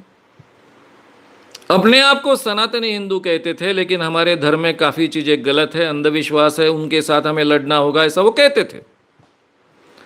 वैसे ही हमारे ग्रामीण अर्थव्यवस्था के साथ में जो कुछ ग्रामीण सामाजिक ताने बाने में कुछ बुराइयां थी, उसके वो खिलाफ थे, उसके प्रति वो जाहिर तरीके से बोलते आए, उसके प्रति कदम उठाते आए। और सही माने में देखा जाए तो वो स्वतंत्रता मिलने के बाद में जो शांति से इन चीजों के बारे में सोच सकते थे, वो सोचने का अवसर ही उनको नहीं मिला। एक तो पहले उनको झगड़ते रहना पड़ा कि इस देश के दो टुकड़े ना हो, अखंड रखे। जब उसमें वो विफल होते गए तो स्वतंत्रता के पूर्व ही इस देश में दंगे शुरू हुए। स्वतंत्रता प्राप्त होने के बाद भी दंगे कंटिन्यू थे। तो उनका पूरा समय, पूरा ध्यान ये दंगे, हिंदू मुस्लिम दंगे रोकने में ही लगा हुआ था। ना वो इस देश के स्वतंत्रता समारोह में शरीक हो सके, उसका आनंद मना सके। वो और कुछ साल जिंदा रहते, 10 साल भी जिंदा रहते, तो इस देश की अर्थव्यवस्था पूरी तरह से बदल चुकी होती। इसीलिए मैं कहता हूं कि गोडसे ने केवल गांधी जी की आत्महत्या नहीं की, गांधी जी की हत्या नहीं की, इस देश के किसानों की भी हत्या की। दोनों ने बहुत ही अलग ढंग से लोगों के बारे में सोचा, एक तरीके से सोचा, सोच दोनों की एक थी। ये तो हमें साम्य स्थल मिलता ही है। डिटेल्स में काफी चीजें हैं। शिवाजी के समय में वो बहुत ही क्रांतिकारक निर्णय थे। मेरे मन में हमेशा सवाल आता है कि ये बातें इनको सूझी कैसे, कहां से ये बातें इन्होंने पिकअप की, ये ज्ञान उन्हें प्राप्त कहां हुआ। ये समस्या इस ढंग से सुलझानी चाहिए, स्त्रियों को इतना सम्मान देना चाहिए, ये सब बातें सूझी कैसे, जबकि किसी राजा को सूझती नहीं थी। बहुत अचरज लगता है। लेकिन गांधी जी को यह कहां से प्राप्त हुआ, यह समझ में आ सकता है। गांधी जी को आधुनिक एजुकेशन मिला था, पूरी दुनिया देखने को मिली थी, अर्थव्यवस्था की बारीकियां समझने का अवसर मिला था, मार्क्स तब तक हो चुका था, दास कैपिटल आ चुका था, अर्थशास्त्र की बुराइयां उनको देखने को मिल गई थी, यानी कैपिटलिज्म की बुराइयां देखने को मिल गई थी। इसलिए उनको इस ढंग का निर्णय लेकर अपनी बात रखना ज्यादा आसान था। शिवाजी के बारे में यह क्रांतिकारी कदम था,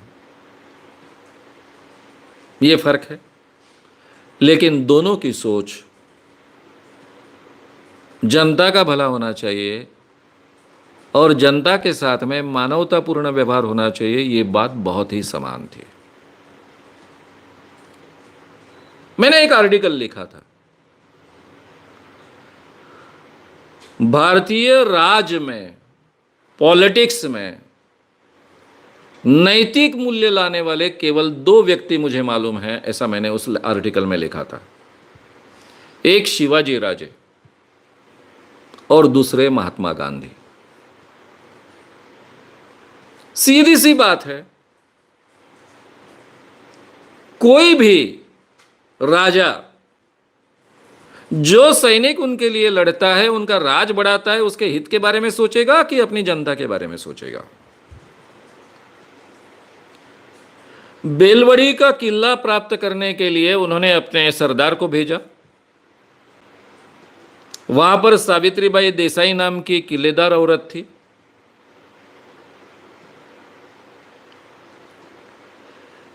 महाराज के इस सेनापति ने उसको मैसेज भेजा कि भाई मैं किला तो लेने वाला हूं, तू सरेंडर कर दे, मैं तेरे को बहन बनाऊंगा, राखी पहनाऊंगा। लेकिन वो लड़ते गई।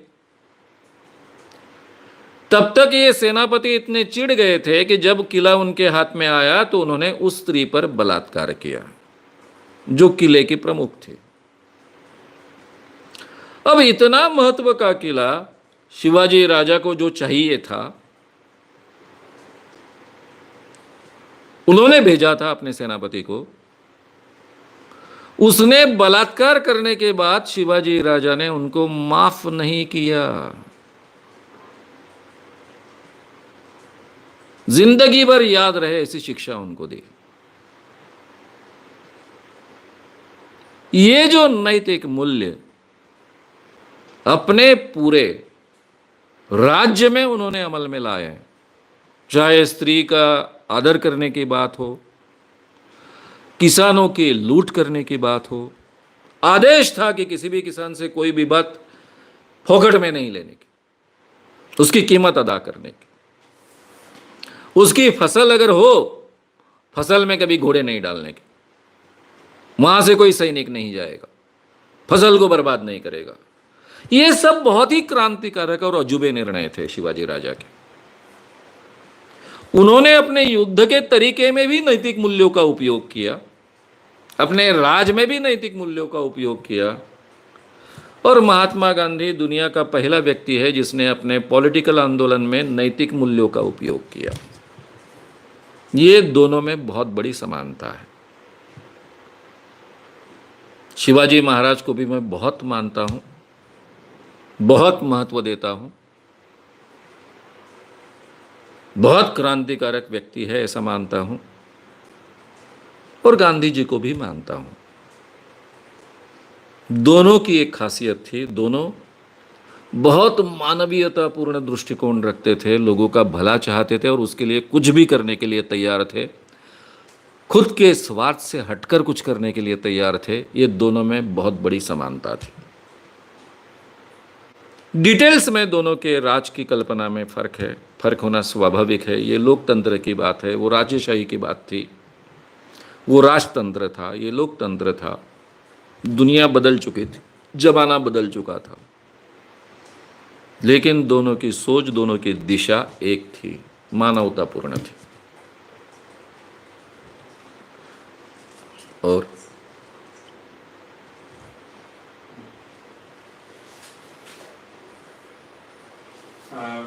ऐसा भी कई लोग कहते हैं कि गांधी जी के कारण फ्रीडम हमें बहुत देरी से मिला है। ऐसा भगत सिंह के फॉलोअर्स कई बार कहते हुए देखे जाते हैं। और ये सुमित गायकवाड़ जी का कहना है, तो इसमें क्या सच है? और वैसा ही सवाल है शारदा सैनी जी का, कि उनको तो यही नहीं लगता कि गांधी जी के आंदोलन के कारण हमें स्वतंत्र वगैरह मिला, तो गांधी जी ने स्वतंत्र दिलाया, ये बात ही सच नहीं है, ऐसा उनका कहना है। शारदा सैनी, सुमित गायकवाड़। शारदा सैनी और सुमित गायकवाड़, इनका कहना ऐसा है कि गांधी जी के आंदोलन के कारण या फिर गांधी जी के कारण इस देश को स्वतंत्रता मिली, ये बात सही नहीं है। या फिर गांधी जी के कारण देश को स्वतंत्रता देरी से मिली। शायद भगत सिंह के मार्ग से इस देश को स्वतंत्रता मिली होती। ये लोग जो कहते हैं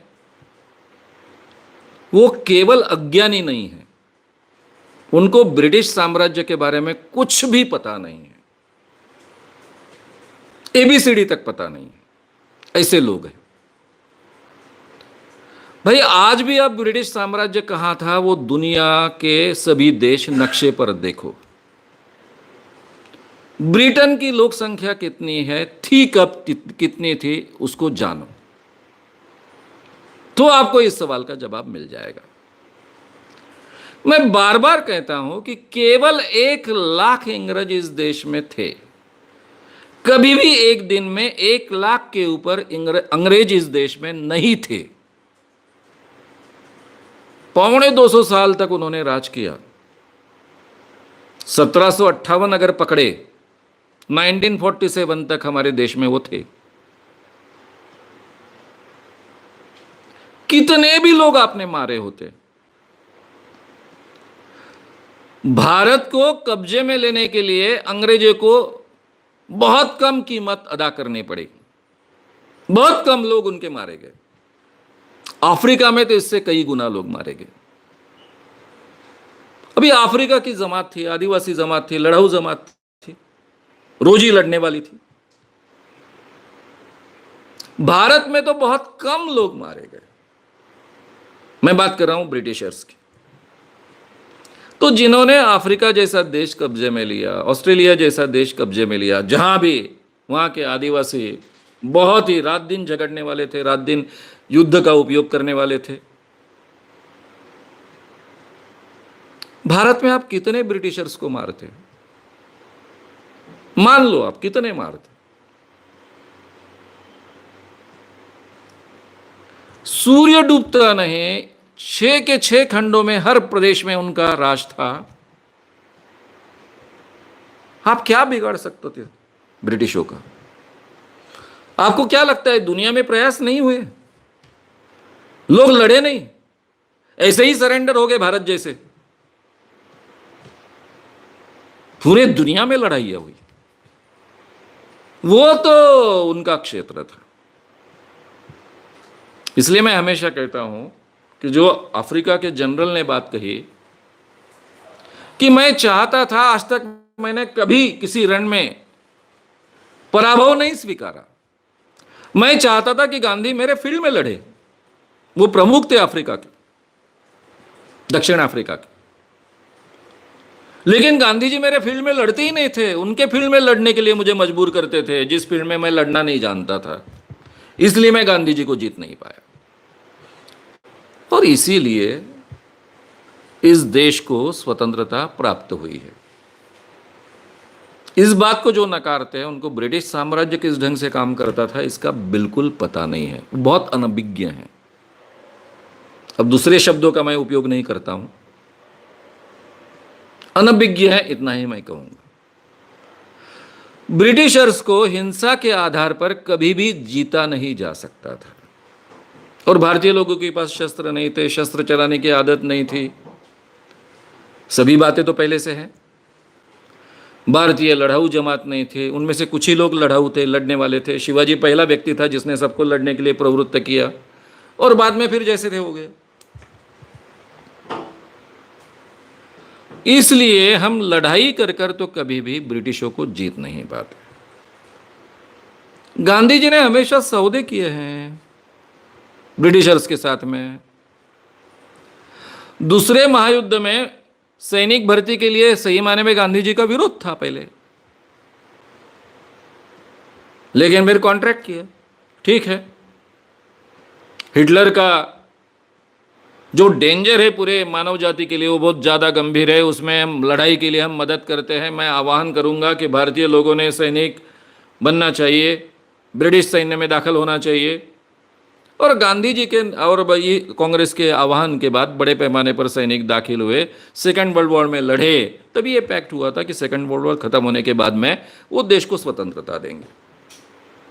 तो गांधी जी ब्रिटिशर्स के साथ में सौदा करते गए, और ये इस देश में हम राज नहीं कर सकते उनके ध्यान में आ चुका था। आप भूल रहे हो कि भारत को पहला ब्रिटिश साम्राज्य से मुक्ति मिली है, भारत पहला देश है। ये कैसे भूलते हो आप? फिर धीरे धीरे उन्होंने सभी देशों को छोड़ दिया, क्योंकि तब परिस्थिति बहुत बदल चुकी थी। दूसरे महायुद्ध में वो बहुत कुछ खो चुके थे। हो सकता है दूसरा महायुद्ध नहीं होता तो और कुछ सालों बाद स्वतंत्रता मिलती। दूसरे महायुद्ध के कारण थोड़ी जल्दी स्वतंत्रता प्राप्त हुई, यह हो सकता है। लेकिन गांधी जी के प्रयासों के बिना इस देश को स्वतंत्रता मिली ऐसा जो कहते हैं, उनको सही माने में ना ब्रिटिश साम्राज्य की कल्पना है, वो कैसे काम करते इसकी कल्पना है, ना ही उसको स्वतंत्रता आंदोलन की कल्पना है। और उनको अगर लगता है कि ऐसे 10-20 लोगों को मार के या 2-4 हजार लोगों को मार के स्वतंत्रता देश को मिल सकती थी, तो फिर तो उनको ब्रिटिशर्स का इतिहास ही मालूम नहीं, एबीसीडी तक मालूम नहीं। इतने वो अज्ञानी हैं, इतना ही हम कह सकते हैं। आज भी उपलब्ध हैं। ब्रिटिशों ने पूरे दुनिया में कैसे साम्राज्य निर्माण किया, इसके इतिहास आज उपलब्ध हैं। उसको पढ़िए, समझिए, तब ध्यान में आएगा कि कितने लोगों को मारकर क्या हो सकता था। आपने 1 लाख अंग्रेज इस देश में थे, उन सबसे 1 लाख लोगों को मार दिया होता तो भी इस देश को स्वतंत्रता नहीं मिल सकती थी। इतनी क्षमता ब्रिटिशर्स में थी। मरने मारने के लिए हमेशा ही तैयार रहते थे वो। अफ्रीका जैसे देश में जाकर उन्होंने अफ्रीका कब्जे में लिया। कितने लड़ाऊ लोग थे वो। केवल अफ्रीका की बात नहीं, पूरी दुनिया की बात। तो इसलिए ये जो लोग कहते हैं वो अज्ञानवश कहते हैं। अब गांधी जी को आपको क्रेडिट देना है नहीं देना है, उससे गांधी जी को क्या फर्क होता है? कोई फर्क नहीं पड़ता। ना ही उनका कोई लीगेसी है कि जिसको फर्क गिरेगा पड़ेगा। उनका तो कोई बेटा पंटू नातू पंटू उस क्षेत्र में है नहीं। तो गांधी जी को आप क्रेडिट दे ना दे, इससे क्या फर्क पड़ता है? फर्क देश को पड़ता है, देश को समझने में पड़ता है, आज की स्थिति समझने में पड़ता है। इसलिए उसका सही मूल्यांकन होना चाहिए। गांधी जी इतने लोकप्रिय क्यों थे? कौन से आंदोलन में लोग आए? निकालिए ना हर एक के आंदोलन, कितने थे? 100 का आंकड़ा तो भी छुए, यहां लाखों की तादाद। यह हमको समझना होगा, तब हम भारत को समझ पाएंगे, भारत के परिवर्तन को समझ पाएंगे, भारत की आज की स्थिति को भी समझ पाएंगे, और आज की स्थिति से बेहतर स्थिति में जाने के लिए क्या करना होगा हमको, ये भी हम समझ पाएंगे। इसलिए गांधी के आंदोलन को समझना यानी भारत को समझना, ऐसा मैं हमेशा कहता हूं। और गोखले जी ने कहा था गांधी जी को, अगर आपको भारत को समझना है तो पहले भारत में घूमिए और भारत को समझिए। आप केवल भारत में पैदा हुए इसलिए आपको भारत नहीं समझता है। तो उनकी बात मानी गांधी जी ने। वो केवल देश देखने के लिए, जिस देश में वो पैदा हुए, इतना पढ़े, बाद में जाकर ब्रिटेन में पढ़े, लेकिन इधर तो पहले पढ़े ना, उसी देश को समझने के लिए वो घूमने लग गए और उसी में से आंदोलन खड़े होते गए। वो कोई आंदोलन के लिए निकल नहीं पड़े थे, देश को समझने के लिए निकल पड़े थे। तो गांधी जी को समझना है, यानी हमारे देश को समझना है, हमारे देश को समझना है, यानी गांधी आंदोलन को समझना आवश्यक है। ये हमेशा याद रखना चाहिए हमें। आपको क्रेडिट देना है नहीं देना है, इससे कोई फर्क नहीं पड़ता है।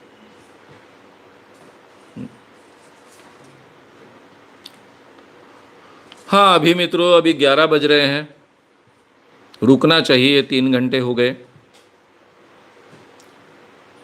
अभी नेक्स्ट सैटरडे को रात को 8 बजे गांधी और हिंद स्वराज्य इसका पार्ट 3 होगा। तब मैं अर्थव्यवस्था की बातें बहुत विस्तार से आपके सामने रखूंगा। नेहरू जी की मिश्र अर्थव्यवस्था भी आपके सामने रखूंगा। रविवार को पार्ट 4 होगा। आपके क्वेश्चन आंसर्स हमारे लिए बहुत ही महत्व के हैं। उन सब सवालों का जवाब दिया जाएगा। जिनके सवाल अभी तक कवर नहीं हुए, बाद में उनको रिकॉर्ड किया जाएगा और बाद में वो आपके सामने आएंगे। फिर मैं एक बार आपको आह्वान करूंगा, ये चैनल को बड़ा बनाइए। 4 माह का सेटबैक बैठ चुका है। आपके सक्रिय प्रतिसाद की अपेक्षा है। आप अगर इसके अभी तक सब्सक्राइब आपने नहीं किया है तो सब्सक्राइब कीजिए। सब्सक्राइबर्स बढ़ाने के लिए भी प्रयास कीजिए। अपने मित्रों को प्रोत्साहित कीजिए। बेल आइकॉन भी दबाइए। लाइक कीजिए, बड़े पैमाने पर शेयर कीजिए। सवाल भी पूछते रहिए।